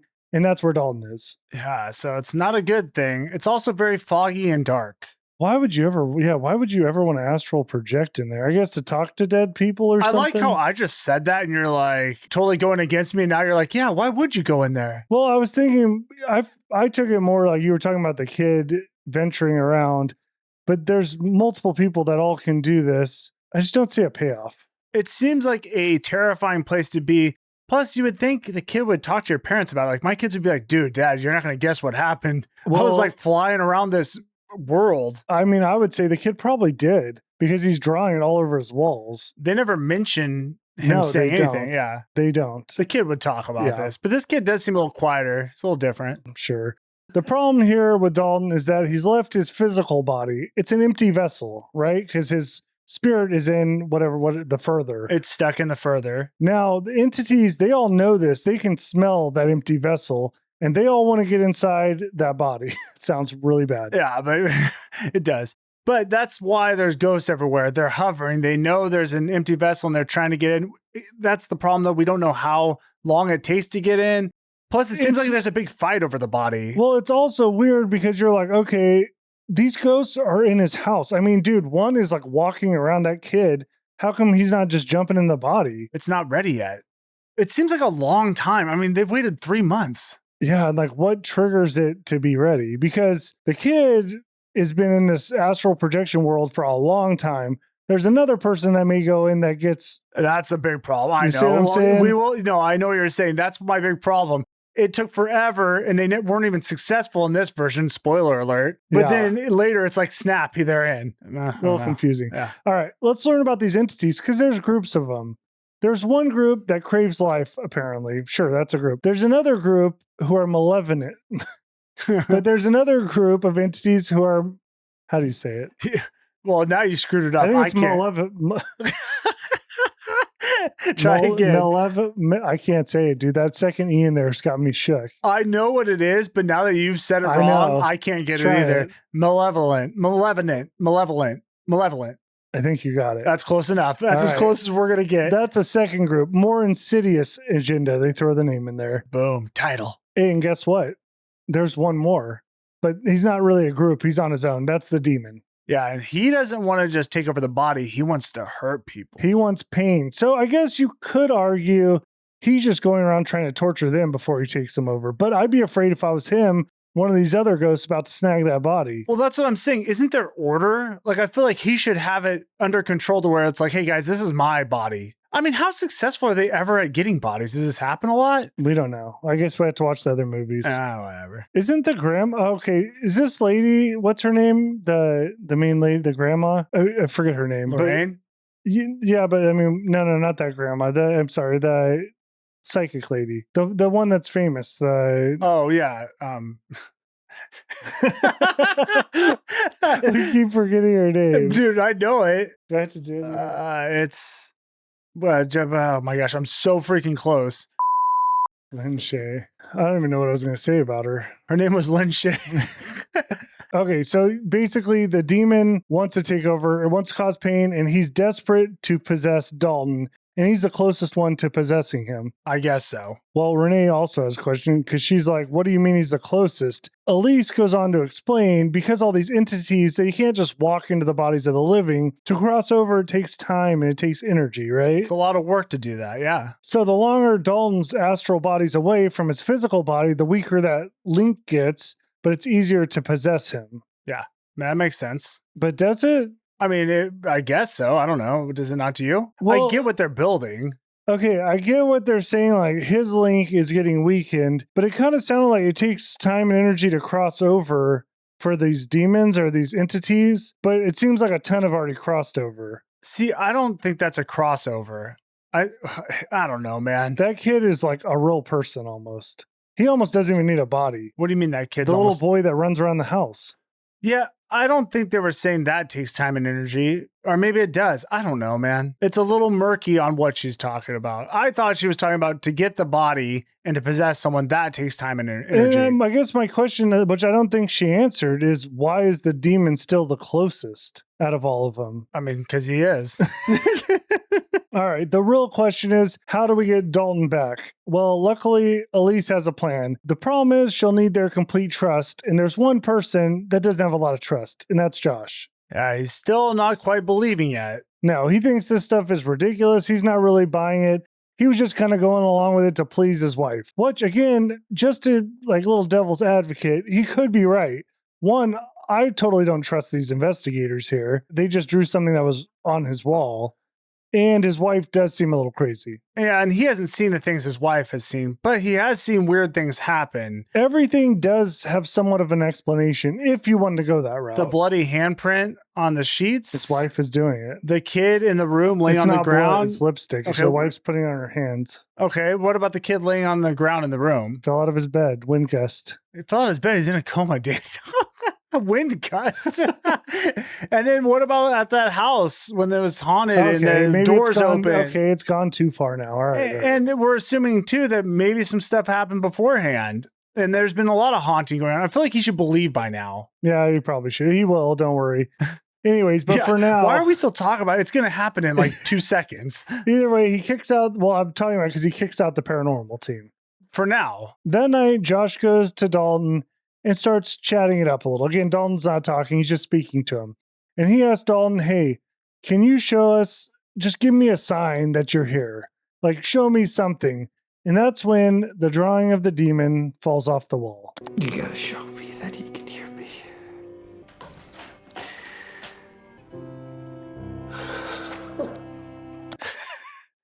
Go ahead, Daniel. I know you want to say something about this. This is where I was like, what the F, dude? Like, this demon drawing has been up on the wall. We saw the pictures earlier because I was going to make fun of the kid for trying to be Superman. I was going to make a joke too because he fell. I'm like, well, I guess you can't fly. I had the joke, but I'm like, I'm not going to say I had a whole route I was going with the kid, and I had to change it because now they bring up these drawings, and apparently the parents didn't know this kid's drawing demons. Here is the problem I have. They moved. So they took the time and they put the drawings back up in his new room. Correct. Dude, someone would have been like, hey, man, these are some freaking weird drawings. Yeah, because it's not just the demon. There's the red door. So it's like a black hall with a red door. That's pretty creepy. There's a straight up astral projection like overview going on where it shows him sleeping, and he actually writes words where it says, last night I watched myself sleep and then I flew away, and then it shows him flying.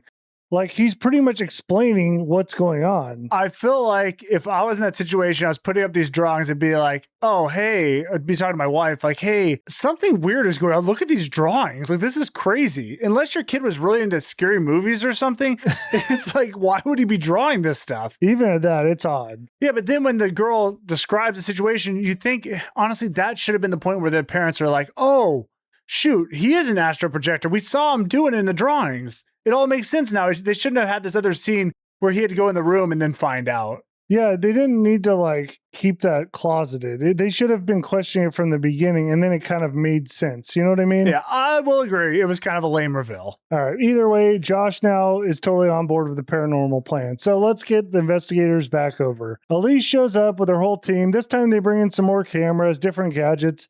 Really, the one you need to know is the giant camera that flashes a crazy light. Yeah, that light just keeps going off at times. And it's super loud. It's like, whoosh, whoosh. Yeah. Yeah. So you're going to hear that. Now, the plan is for Elise, I guess, to meditate, to go to the spirit world. I guess she astral projects. I don't know if she does or not. She seems to be the communication between our world and the further. She is talking to Dalton, I guess. I don't know. She's like viewing it, but it doesn't seem like she's astro projecting. I know he's saying astral and I'm saying astro. I can't help it. That's what I'm gonna say. I was going to call you out, but I was just going to let it go. It just is what it is. I say astro. I'm not comfortable with the L in there.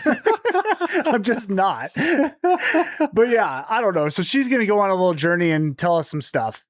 So really what's going to happen, she's going to sit around the table and she's going to communicate with Specs. He's going to now write down everything she says. And you may wonder why he has to write it down. Like, wouldn't everybody hear it?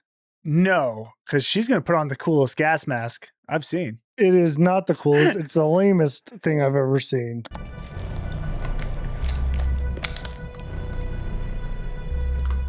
Oh, I like it because they're in this dark room. She puts on the gas mask and it is just bizarre looking. Well, it's the whole reason for it is so stupid. You might as well have like a can and a string. You know what I mean? Well, I don't even know what is the reason for it.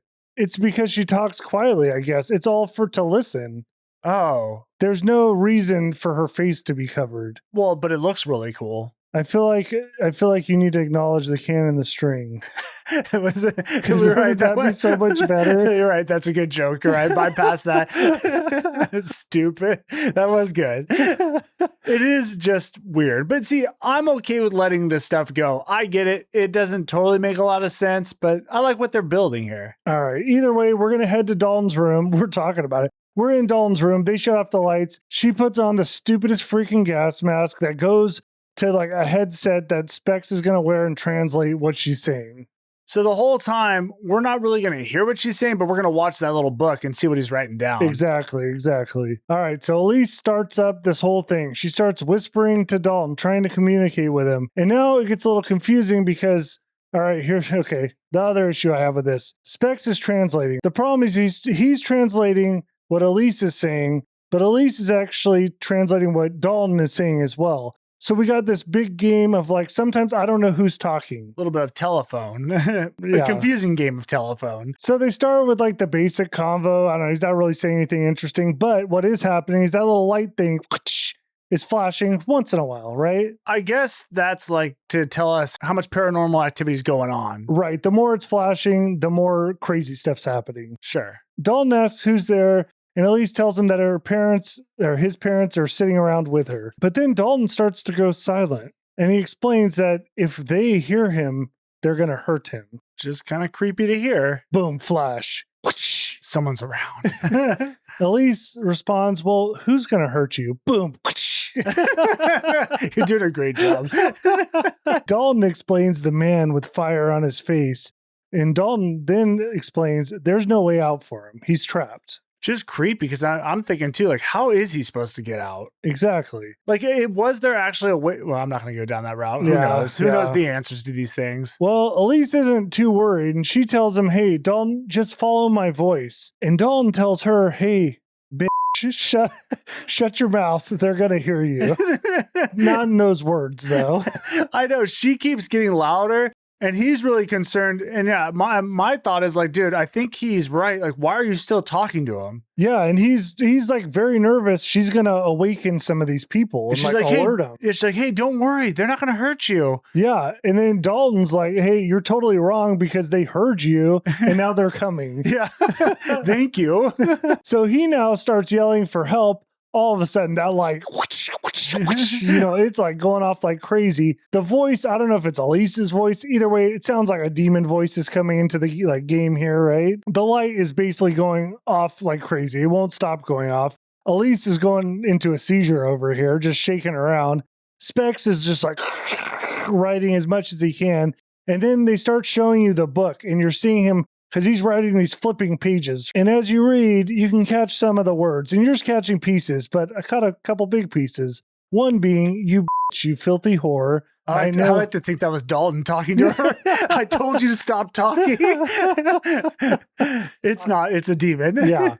I know who you are. I'll rip you, you effing bee. Rip something, eat something, spill something. I don't know. I'm thinking rip guts out, whatever. He's just saying horrible things, right? It seems like, yeah, very evil things to say. Right. Then Elise just slumps over. And then there's somebody standing at the table. Dalton's come to visit. Oh, hi, Dalton. You're back.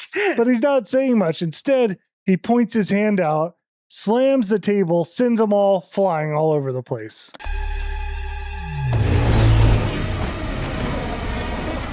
Oh. This is tough. I liked the demon talking. I thought that was really creepy because I should say demon. We don't actually know who was talking, but I like the evil words. It just seems so evil. Yeah. Really it does. bad. Yeah. Just disturbing. Then when he hit the table, everyone flew and Dalton's standing. I'm like, how did this happen? It's just not great when you have the little kid being like the powerful one. I'm not into it. Nah, me neither. This part I didn't like. Any of the fighting stuff I didn't like. I don't want to see the ghost demons fighting and the touching. It gets too much where I'm like, this isn't real. Yeah, I'm with you. Anyways, Dalton flips the table, throws it to the wall. Spirits are just showing up in the closets and stuff. They're popping out. They're getting close. Dalton backhands his dad. He flies across the room. Hey, guess who's back? The slider.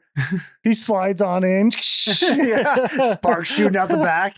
Well, he goes to Renee, licks her face. Again, I think that guy had some bad motives. Here's the problem I have with this. How does this make sense? I thought they have to have a body to hurt people. That's to take over, I guess. I don't know.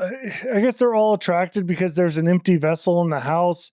None of them seem interested on trying to get in that. They're just messing with other people. They're just doing haunting stuff. Yeah. It is kind of creepy seeing them come around. But yeah, that kid doing the force push was weird. Yeah. Well, I mean, now Josh is like fighting the slider guy.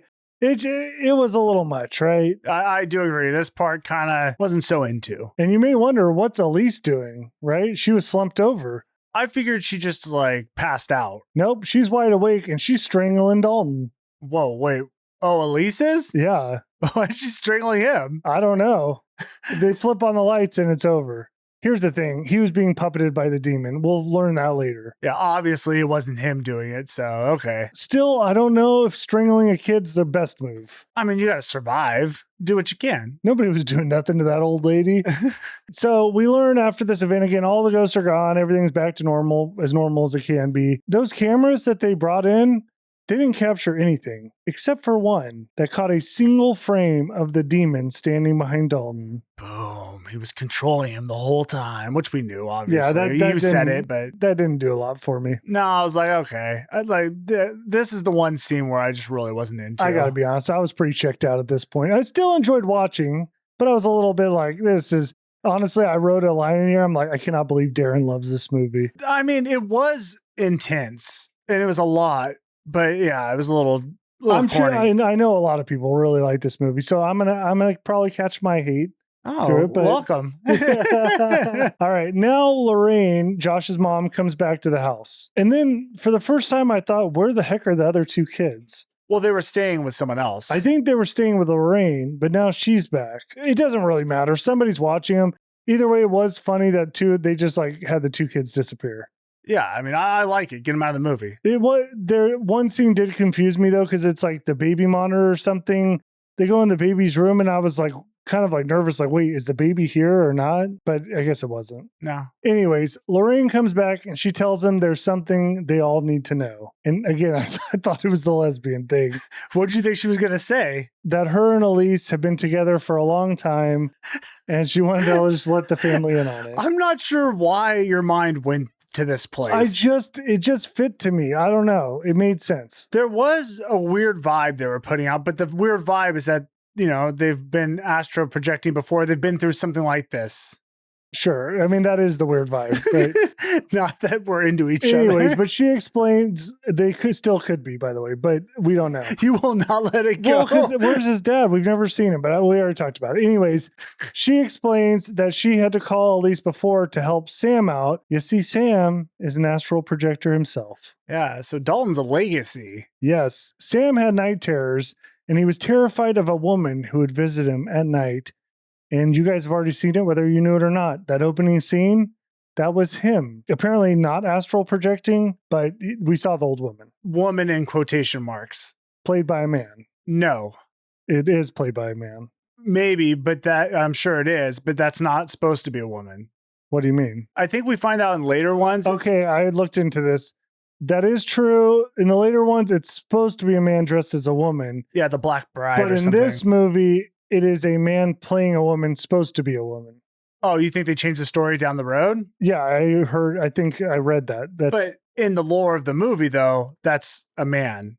It's a man who was like a killer or something dressed up like a woman. I don't know why. I can't remember. So there you go. Lorraine reveals when Josh first started telling her about these visions he was having, she didn't buy any of it. But then she saw her, and that's where she brings out the box with the pictures in it. I like this part. I thought it was really spooky to see each of these pictures, and each one's a little different. And it seems like, well, I'll just say each one has the woman in the background somewhere, but each picture gets a little closer and closer. She got closer. Closer. And you can see a little more of her. It's a thing at the graveyard thing, and I love it. And I can't remember what it's from. The Twilight Zone, or was it Twilight Zone episode? I think it was, and it might have been Creep Show. I forget which one. You guys know, or someone will. We've said this one before. We're going to do it again. It's where they're in like this mansion house. I think it's a rich guy, and he's got a picture on the wall of a graveyard. And throughout the, I guess, TV show, I don't even know if it's a throughout movie. the time, the guy, like the body in the grave, like zombie or whatever it is, gets up and he's getting closer and closer. Until it's like at the door. Yeah, I love the touch, and people have done it in movies, and this is one of them, and I love it still. I liked it in this movie. That was good. So basically, Elise helped Josh, but the real question is, how did she do that? Because he doesn't really remember. That's because she hypnotized him, basically suppressed his memory with his astral projections. And the reason I guess he doesn't like pictures taken of him is because subconsciously he still fears the pictures, because he knows the old woman was in the pictures. I do think it's really interesting that she can suppress memories like that, where you can just make him forget this thing. Hypnotizing, bro. Yeah, but it's also like, okay, you made him forget that he could astral project, but I don't feel like you can just shut that down. Yeah, it's it's like your subconscious. So I don't know. It's just like something you can do. It's like, if you can run fast, you can tell me I can't run fast, but eventually I'm going to learn, oh, wait, I can run fast. Right? Yeah, you would think it would pop back up. Yeah, like his body would just start doing it again. Well, you may have some questions about this old woman. Well, Elise explains she's a parasite. She liked his astral projection. And what that all really means is Sam's the only one that can astral project. That's it. He's going to have to go to Dalton. Oh, that's right. I kind of paired that funny. Yeah, I get it. Yeah, he had an old woman who loved him. Now he's going to help his son. Well, I don't know if she loved him. She just wanted his body. Well, Isn't that could be love? love. Yeah. All right, let's get to some astral projecting. If I haven't made it clear, Josh is going to go in. Josh has to go get Dalton, right? Which means everyone's going to sit around. He's going to be in a chair and kind of just be hypnotized and go into this other dimension. Well, she does give him a couple tips. I feel like there should have been more tips. But basically, she tells him, when you're traveling, keep one foot in this world. Do not draw attention to yourself. If they realize you're not one of them, they're going to come for your physical body because you're going to be an empty vessel here. I don't really know how keep one foot in this world helps you, but okay. Well, I'm going to be honest. Josh listened to none of that. She also says, like, follow my voice or something. And then she just stops talking. Yeah. It's like, well, you didn't help him at all. Well, and actually, it's funny because there's a point where they need to get him back, and she decides she doesn't want to be the one to call him back. Oh, We'll maybe get a to that. setup We'll job. get to that. All right, so this all kicks off. She's got like a metronome, whatever. She basically hypnotizes him. Elise tells Josh, close your eyes, relax. She's going to do her little hypnotize thing. So we hear the tick tock, tick tock. Meanwhile, Elise is just talking straight nonsense. Like whatever the word she was saying was just gibberish to me. It was very soothing, though. It was all over the place. Anyways, Did you not like her? She was okay. Man, She's she's no like Tangina. No, she's really good. She is good. I don't think this is the movie she's good in, though. Oh, see, I disagree. And I feel like a lot of you guys liked her in this too, right? I thought she was. Let us know in the comments. I thought she was okay in this movie. Josh ends up opening his eyes and he's like, this isn't going to work. I don't know. Stands up, but everything's very muffled. And then he turns around and he realizes he's astral projecting. He's looking at his body. Looking at his body. He freaking did it. All right. So Elise is going to guide him through this projection, I guess. Well, she says that, but she really only does it for about 10 seconds, then stops talking. Yeah, she gets him going either way. Now, the interesting part about this astral projection is that he's got an astral projected lantern as well. Every time we say astral project, you got to take a shot. Now re-listen to the episode and do it again. Did you not find that interesting? I don't even know what you said. He's got an astral projection lantern. Drink. Wait, what do you mean? He had a lantern with him. Where did that come from? That's like his little tool, man. I'm just saying, it appeared out of nowhere. All right, I don't know. I don't know how things work in this But world. it's very convenient because in that astral project now, every time I'm saying it, it's like in the world here, it's very dark. What world is that? The Astral projection. No, world. the further, bro. Oh, you're right. The further. Okay, we can go with further. You know what's funny? They were initially going to have Josh float through the world. Yeah, I read that. That would have been horrible. Yeah, they didn't like it and switched it, which was a great call. Yeah, absolutely. So he ends up navigating. I think he starts in the house he's in, and then he navigates out, and then it's just pitch black. But he runs across a small boy. And honestly, I thought it was Dalton. So did I. And then if it wasn't Dalton, I just thought, I guess it's a random kid. Apparently, this is Josh as a kid. Oh, it's him? How the F does that make sense? Oh, man. Maybe it's explained in a future movie. I don't know. Like his projected kid self gets stuck here. Honestly, this one just hurts my brain to think about. I don't think it makes sense. That's really funny because I saw that kid. I'm like, oh, I thought it was his son, Dalton. Right. And then I just thought he disappeared. I don't know. It was him. Oh, weird. Josh navigates his way through the further and ends up at the house. Now, I think that's the first house, right? Yeah, they're back at the first house we went to where the initial hauntings were, which is also the first house, like I just said. Yep. And I said it again. He goes inside, and a woman in a wedding dress walks past him and up the stairs. Was that his demon or his ghost? I'm not sure. I don't remember who that It was. didn't really look like it. It looked like a different one. And you remember that whole be quiet thing? Don't draw attention to yourself. Josh doesn't listen at all. I mean, he just starts yelling, hello, hello. I know. I'm like, what are you doing? Especially when it's so creepy, you would think you'd want to sneak around, but Josh doesn't think they can hurt him. No, he's going to inspect things. He's going to talk to him and do whatever he can. Yeah. Well, he follows the bride upstairs, hears a woman crying, goes in the bedroom, finds her crying behind a door. Don't really know what room we're in or who the person is. So we'll just move from there because a kid's giggling in the hall, which then draws him out there. Josh hears a man start whistling, so now he's going to go back downstairs. There's stuff going on all over this house. It is creepy because you're just in this weird, like foggy, dark world. And there's just a lot of like creepy stuff happening.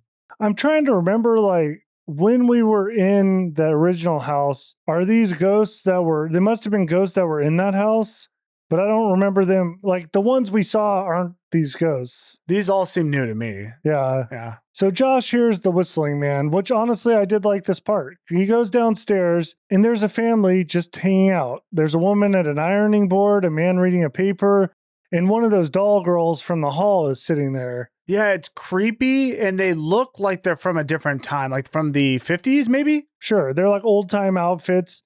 But the weird part is they're there, but they're not moving. They're almost like wax figures. I thought this was so good because you're really staring at them and you're like, I feel like they're alive. In my mind, I'm like, oh, these actors are moving a little bit more than they should. Oh, you thought they're not supposed to move? Yeah, I thought they were like stuck in time. I didn't know they had the ability to move. And I thought the actors were screwing up because there's like a little movement to them sometimes. Oh, okay. Well, Josh also was curious because he's like inspecting them and one of them like blinks. And you're like, man, this whole thing is freaking weird. Just bizarre. So Josh heads over to the dining room and then he finds that other doll girl, but this one is holding a gun. It's like a shotgun or something. I don't know. I think it is a shotgun. I don't know. Yeah, so I'm like, oh, that's weird. Is there a gunshot that goes off? Yeah, I think then you hear like a bang.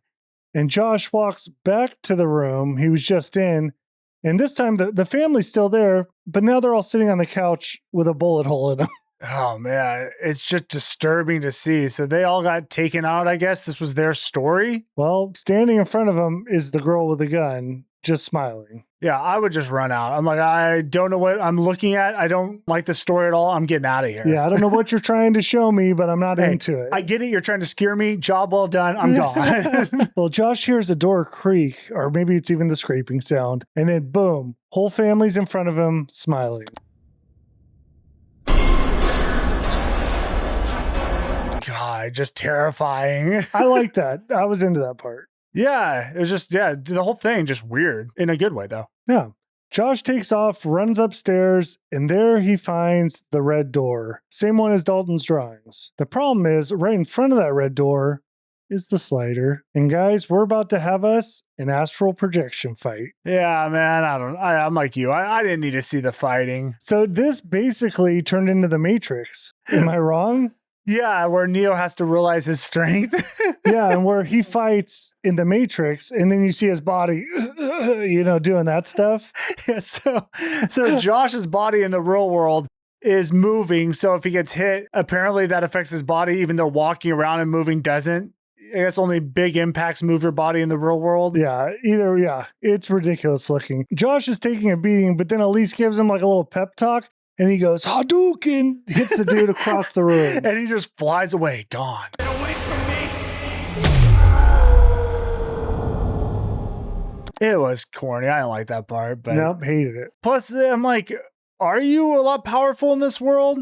It's like one of those things when you dream, you can do whatever you want. But then it like happens here, but that's the only time it happens. Right. Yeah. It's weird. He walks through the red door, and behind that door is the hallway with the candles. Again, this is what his wife saw, which is weird. Is she projecting? Who cares? Whatever. And then I liked it too because he found like the horse, and that's also from Dalton's drawings, but it also just is a horse. So I'm like, is it really from the drawing? I don't know. What do you mean? Is it from the drawing? Or did the kid just like horses? You know what I mean? Oh. I didn't think the horse in the hall looked that much like the same horse. It's kind of like, eh.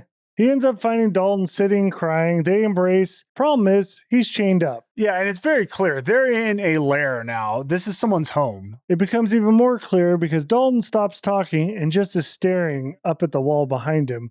Well, it's not really a wall. The way this room works, downstairs is the dungeon area where Dalton's chained up. On the second floor is a big window, and it's like red. That's the demon's lair. Yeah, so when he looks up, you're just thinking, what is up there? And then we hear some music playing. Did you expect the demon's lair to look like this? I had no expectations. I mean, God, who knows? I watched it so long ago when I first saw it. Dude, it shocked me a little. I didn't hate it, but it was weird because the demon is listening to music. He's got, I don't know, whatever that old machine that plays music is going off. Yeah. It's not a record player. It's the one before that. You know what I mean? Yeah, again, and you have some song. Is it Tiptoe? I think it is the Tiptoe song. Yeah, which is just so creepy in this context.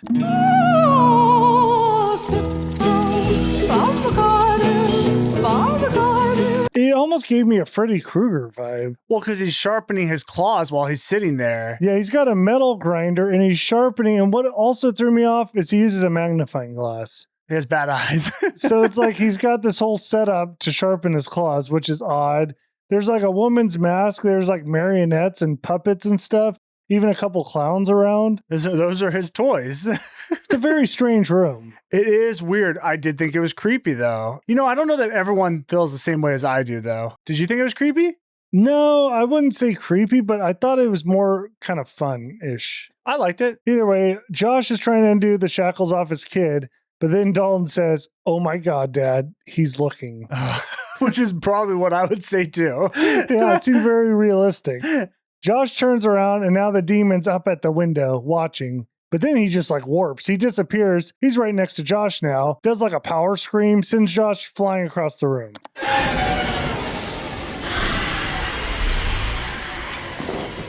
They've got a big demon problem, so you're thinking, man, they're going to have to fight this thing or something. And it starts off that way because the demon hooves it over to Josh, slaps him across the face, but then they just kind of like get split up and Josh and Dalton link up. Like no more demon problem for a minute. Yeah, it was kind of weird. Well, because then they just leave, right? Yeah, Josh grabs Dalton, they leave the house. I know, I'm like, okay, this demon we know is, I would assume powerful. Apparently, he's the demon. He doesn't lock his door. And he just like lets him go out. Yeah. Now, while this is happening, Elise tells Renee, "Hey, he's found your son." I found her very lame. I'm going to be honest. There's some parts of this movie because it's like, what does she really know? She doesn't. She's not even up there. She's watching or something. I don't know. Is she? I don't know. You just got to go with it. Come on. Well, Renee hears this and she's like, "Oh, he's got the son. Let's just wake him up, right?" I guess. Can't do that. He's got to come find them now. I mean, that makes sense. He's got to get back in his body. I guess you got to touch your body, then you're back in. Yeah, I would buy. Actually, I do buy that. The hard part, though, is for Josh because I'm thinking this further is very dark. Like, how do you find your way back? Yeah, because as soon as you leave the demon lair, you're just in darkness. Oh, but wait, I do know how you find your way back. Elise has got to talk, right? They got to follow the voice. Well, you're close. You would think Elise has to talk because she's the one who's been doing all the communicating, but now she flips the script. Renee's got to talk. Oh, that's right. How do I not remember this? Which is odd. I found that very strange. I'm like, hold on, you're the spirit world person. You're the further lady. You've been doing all the guiding. You should just keep doing that. But maybe the idea is that you need someone you're close to. Are they that close? I don't know. I think they're cheating on each other personally. Oh my gosh. They're close. Anyways, Josh has other problems though, because up there, it's like they're surrounded by demons. They've come out of the woodwork. They know they're getting close to the body, so they got to stop him. Yeah, he's doing the whole shaking thing as they're like attacking him. And they're just like really close to him. Josh's body in the real world is doing the shaking. Right. Yeah. So Renee starts calling out to him. Josh tries to follow the voice, but again, it just seems like he can't get anywhere. And then everything in the house, in the real world, goes quiet. There's a problem. What's that? Well, first of all, it's the scraping sound returns. Specs hears it. He gets sent out to go search, like find whatever that is, which is a terrible job to have. This was weird because he goes like into the kitchen or something, finds a random drawer that was open. All I noticed, I'm like, there's duct tape in the drawer. I'm like, is this some weird, like, I don't know, hint of something? I don't know what this drawer was doing. And then he goes to shut it and a hand grabs him.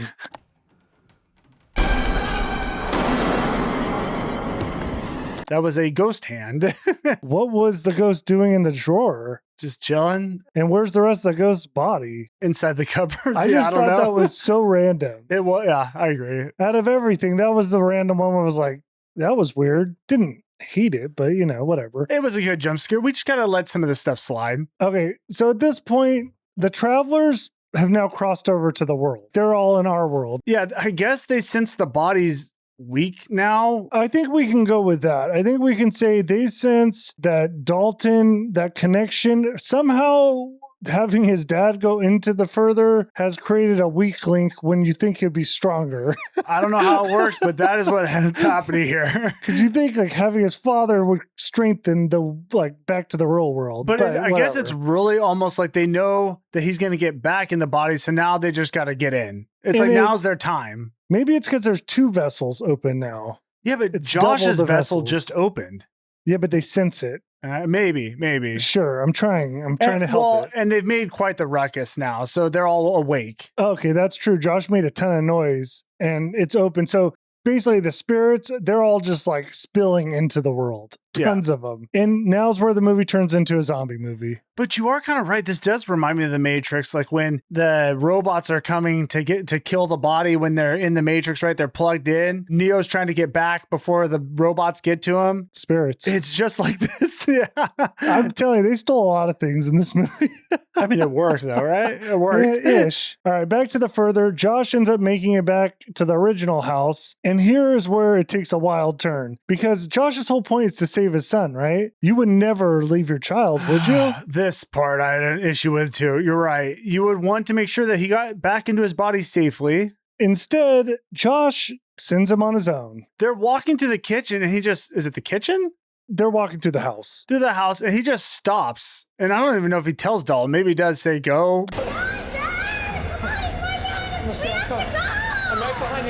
It's like, why did you just stop? Well, apparently it's so he could face his own demon. Which it's like, does he even remember the demon? I guess he does at this point. I don't know. But either way, your goal was to save your child. You know a demon's after him and you're in the demon's world. It's more to me like, why do you think you have the ability to fight this demon? You don't even know what you're doing, buddy. Well, it's obvious. I mean, clearly you doesn't did work out well for him. No, it's a stupid idea. And it doesn't even work for Dalton. Dalton goes in his room. The freaking demon is in there. He chases him down the hall. Demon's like crawling on the walls. It looked not good. It looked creepy, but it didn't really do anything because Dalton jumps back in his body. Yeah, Dalton makes it to his body. You don't even see that. That happens. Josh, he's confronting the old bride now with the light. You know what I mean? Yeah, and it looks scary. She's got that light looking at him through a window or something. It always seems like she's in a mirror or something. I don't know. Get away from me! Get away from me! Maybe it is a mirror. Either way, that's happening in the further real world. Ghosts are coming out of everywhere. They're coming out of walls. They're coming out of closets. The real world people are surrounded by them. Man, I can't help it. I don't know what they're doing there because if they're trying to get the body, shouldn't they be in the further trying to get the body? Why are they in the real world? Wait, do you get the... Wait, I'm confused. So wait, in the further, would you go to the vessel or do you go to the real world vessel? The body's in both worlds, right? But the spirit leaves. Is the body? Yeah, you do see the body because Well, they have to go back to where their bodies were. Bro, I don't know, man. We're clearly lost. We're in the further right now. I don't know. All right, let's go back to Josh. He's confronting his bride, the demon bride. Well, he screams at her to leave him alone. Boom, he pops out. He's back in the world. That was his big plan. Hey, leave me alone. Leave me alone. I don't like you. Boom. He's saved himself. Boom. He made it out. So now we're in the real world. All the spirits are gone. Dalton wakes up. Everything's good, right? They have a nice little reunion, lots of hugging. Everyone's happy. This house is clean. Oh, if they had her say it in this, that would just be great. The investigators pack up their van. Dalton houses some spaghetti, dude. I mean, he's got to be starving. Takes it to the face. Sam thanks Elise for helping him out, and he's got the pictures that she gave him. And he's like, oh, I guess I don't need these anymore. Hands them back to her. Elise goes to take them from him, but she seems to see something, thinks something's a little bit off, but doesn't say a word. Well, you can feel there's a tension going on, though. Her eyes seem to get a little bigger, like when she saw that thing on the wall, right? Yeah, we know she sees something. So she says, okay, I'll get rid of him. And she goes to set him down, but then she pulls out a camera. Boom, snaps a photo of Josh, to which Josh strangles her. Why would you do that to me when you know how I feel about that? Why? Why? Well, Josh gets angry and then just jumps on her and starts choking her. But you do know Josh doesn't like his picture taken, so you're kind of like, I don't know. No, you know that's not him. Shockingly, Elise is dead. I could not believe they killed her. That was harsh. I thought for sure in the second one that they were going to bring her back. And when they didn't, I'm like, what? You killed Elise? Okay, so she's in The Conjuring. Who? Elise. Or the girl lady that we forget her name every time. Lynn Shay? Yeah, Lynn Shay. I don't know that she's in The Conjuring. I don't think she is. What's she famous for? Other movies. Didn't she play an old ghost lady and stuff? Okay, we're going to have to look it up. Oh my gosh, she's in There's Something About Mary. That's her. She was in A Nightmare on Elm Street. Oh yeah, we called it out. Wasn't she the teacher? We called it out when we watched it. It's been forever since we did that movie. So she was in Insidious, obviously. There's Something About Mary, A Nightmare on Elm Street. What else is she in? She's in Insidious Chapter 3. Oh yeah, she comes. I think there's a backstory one. Oh, what's Lynn Shay famous for? So I guess this is the movie I always think of her from, but I never watched it. Oh, I don't know what to say about so that. In my mind, when I'm watching, I'm thinking she's they must have brought her in the Conjuring series. I just didn't like it in this movie because it's a lighter movie. I don't know why they decided to kill her. Plus, then you're like, Josh is screwed. He just killed someone. Yeah, it's not good. I forget how they write around that, but that happens. Yeah, how do they get her? Is he back in other movies? I think so, but it's been so long since I've watched it, I honestly don't remember. All right. Well, anyways, Elise is dead. Renee hears a scuffle. They come very late to it. I mean, Josh is screaming. They don't seem to hear it, whatever. Renee goes upstairs, finds Elise's dead body, but she can't find Josh. But what she does find is the camera. So she picks that up, starts looking at it. And if you think you're going to see the picture through her eyes, we're not. Because we're actually going to go back in time and see it through Elise's point of view. We see her notice something's off. And then when she snaps the photo, Josh, as soon as she snaps it, Josh turns into the bride.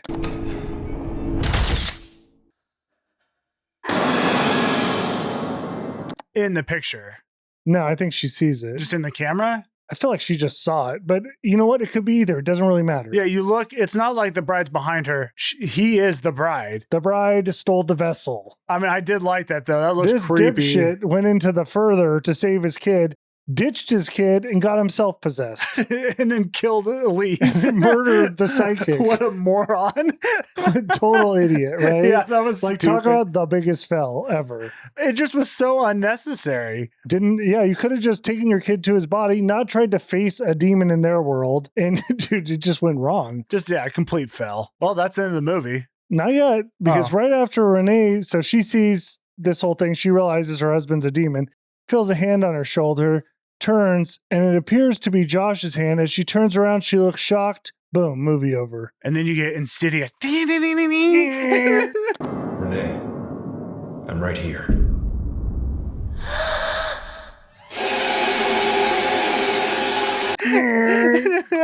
Insidious. I do love the title and ending cards, man. They're so good. What a movie. What's your rating on this? Yeah, man, it is corny at times. Yeah, the story. Don't change because of me. No, I'm not. The logic doesn't make that much sense with how the ghosts work exactly. But what I do know is James Wan. Is that his name, James? I don't know why that sounds weird. You keep saying James. I feel like it's Jimmy Wan or something. It's not Jimmy Wan. John Wan. It's James Wan.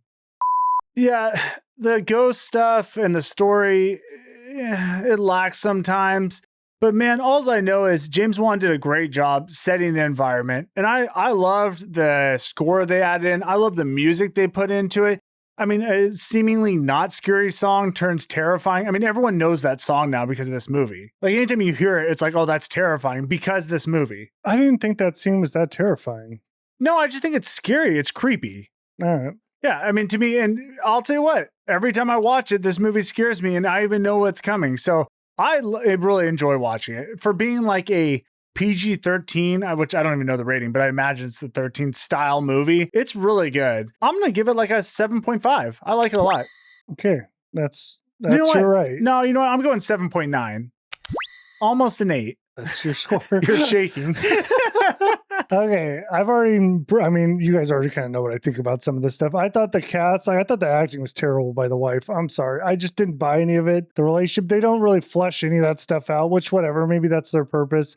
Either way, the story, it's so poltergeisty Matrix. I feel like a lot of it's copied, all right? Yeah, they copied from great Which movies. you know what? Honestly, you can get away with it if it's good. The problem is there's some pretty big plot holes. Once we got into the further, and dude, you can't fight the ghosts. You lose me with that. I have a hard time buying that. But that's my negative stuff. There were some parts that were scary. There were some good jump scares. I like the haunted house stuff. That was kind of cool. The demon's face behind him, I bought it. I thought the demon was kind of corny later on, but I like that scene. The first time you see it, it was, to me, really creepy. This was my first time. Okay, well, your heart's gone cold. I mean, I get it. But I mean, it was a decent watch. Like, I didn't hate watching it. I was into it. Intrigued at points. Definitely, was like, I'm going to blast some of this stuff. We can go ahead and wrap that up, Dan. All right. And I'm going to end with a score of 2.6. Oh, I'm just kidding. That's God. a joke. That's a joke. But I'm not going as high as you. I would say, honestly, I would give it a 6.1. Okay, that's fair. Like, it's not bad. I enjoyed it. It's definitely not like my favorite horror movie or not making any of my lists. I liked it though. There were some parts that I had issues with. Okay. Which honestly, whatever. Who cares what I think? So yeah, I know. Honestly, I think about that. I'm like, who really cares about our scores? It's like, no, it's just kind of fun to do. Everyone has their own scores, and you can justify them because you like different movies. I mean, look at us. We're twins, and we had, And honestly, different man, scores. you can catch me on a bad day, which maybe this movie did, and it can get scored low. You know what I mean? I think we know what happened, guys. All right. Survival rules. Don't astral project. That's all. Or if you do, just be very careful and just don't go too far away from your body. Definitely don't try to battle the demon. That's a bad idea. Well, I don't know, man. We're supposed to be strong in that realm, but apparently we're not sometimes. Yeah. I guess if you're going to battle the demon, don't do it next to your vessel. That was like a big problem, right? I don't want Because to. she had easy access. I don't want to talk about it because I'm not sure about the rules. All right, let's get to the trivia. Film was shot in 3 weeks. Yeah, that's crazy. That's insane, actually. For 3 weeks, this is pretty good. Yeah, maybe you want to bump that score up? Nope. 33 violins were used for the theme music. Each one necessary. I did like it. Josh's role was offered to Ethan Hawke, but he turned it down. Shockingly, took Sinister in 2012. Oh, that's interesting. Sinister was good, but man, I would have loved Ethan in this movie. He would have been good in it. Yeah, I think it would have been a little better. No shots at the Josh actor, but I like Ethan Hawke. He's good. Did you know the film's composer is actually the demon? Oh, really? Yeah. Oh, that's cool. I did not know that. Got to be the only time a composer's been a demon, right? Yeah. Oh, I don't Or know. like been like the villain in a movie. I gotta think so. And in the trivia, they make a note. The movie copied a lot of Poltergeist. Yeah, it's pretty obvious. And here's one of the events. At around the 1 hour 8 minute mark, after the big violent event in the second house, the two videographers go into the kitchen to recover. By the way, even the team, it's a 3-man team. Like, it's very similar. Yeah, it's one woman with 2 men too. Right. Well, one of them lays his head on a white tile countertop. Remember Poltergeist in the countertop with the meat? Yeah. The steak? This dude puts a raw steak on his face. Oh, that's really funny. He did. I mean, come on. Yeah, but that's like a nod to Poltergeist, not so much copying. It's a pretty big nod. It gets gray, right? But that's not the It's a end of gray it. area. That's not the end because numerous plot elements appear to have been lifted from an episode of Unsolved Mysteries called Ghost Boy. I mean, I can't speak for how they got the information. Lots of inspiration from a lot of different movies. We all take inspiration. James Wan, who directed both this film and Insidious Chapter 2 and The Conjuring 2, had The Conjuring in mind while directing the first Insidious movie. That's why you'll notice a number of coherent points can be spotted in both the first and second Insidious films. I don't know. There's a lot of connection, right? Okay, that's cool. We got to watch Conjuring too. That's a great one. See, I don't even remember that movie. I just feel like whenever these movies were coming out, I must have been doing something. All right. Like chicks. I'm just kidding. This guy was way into chicks. Chicks and lesbians, man. I guess they're one and the same. Yeah. And actually, that's not true because that's your ex-girlfriend. Oh, God. Maybe we should cut that.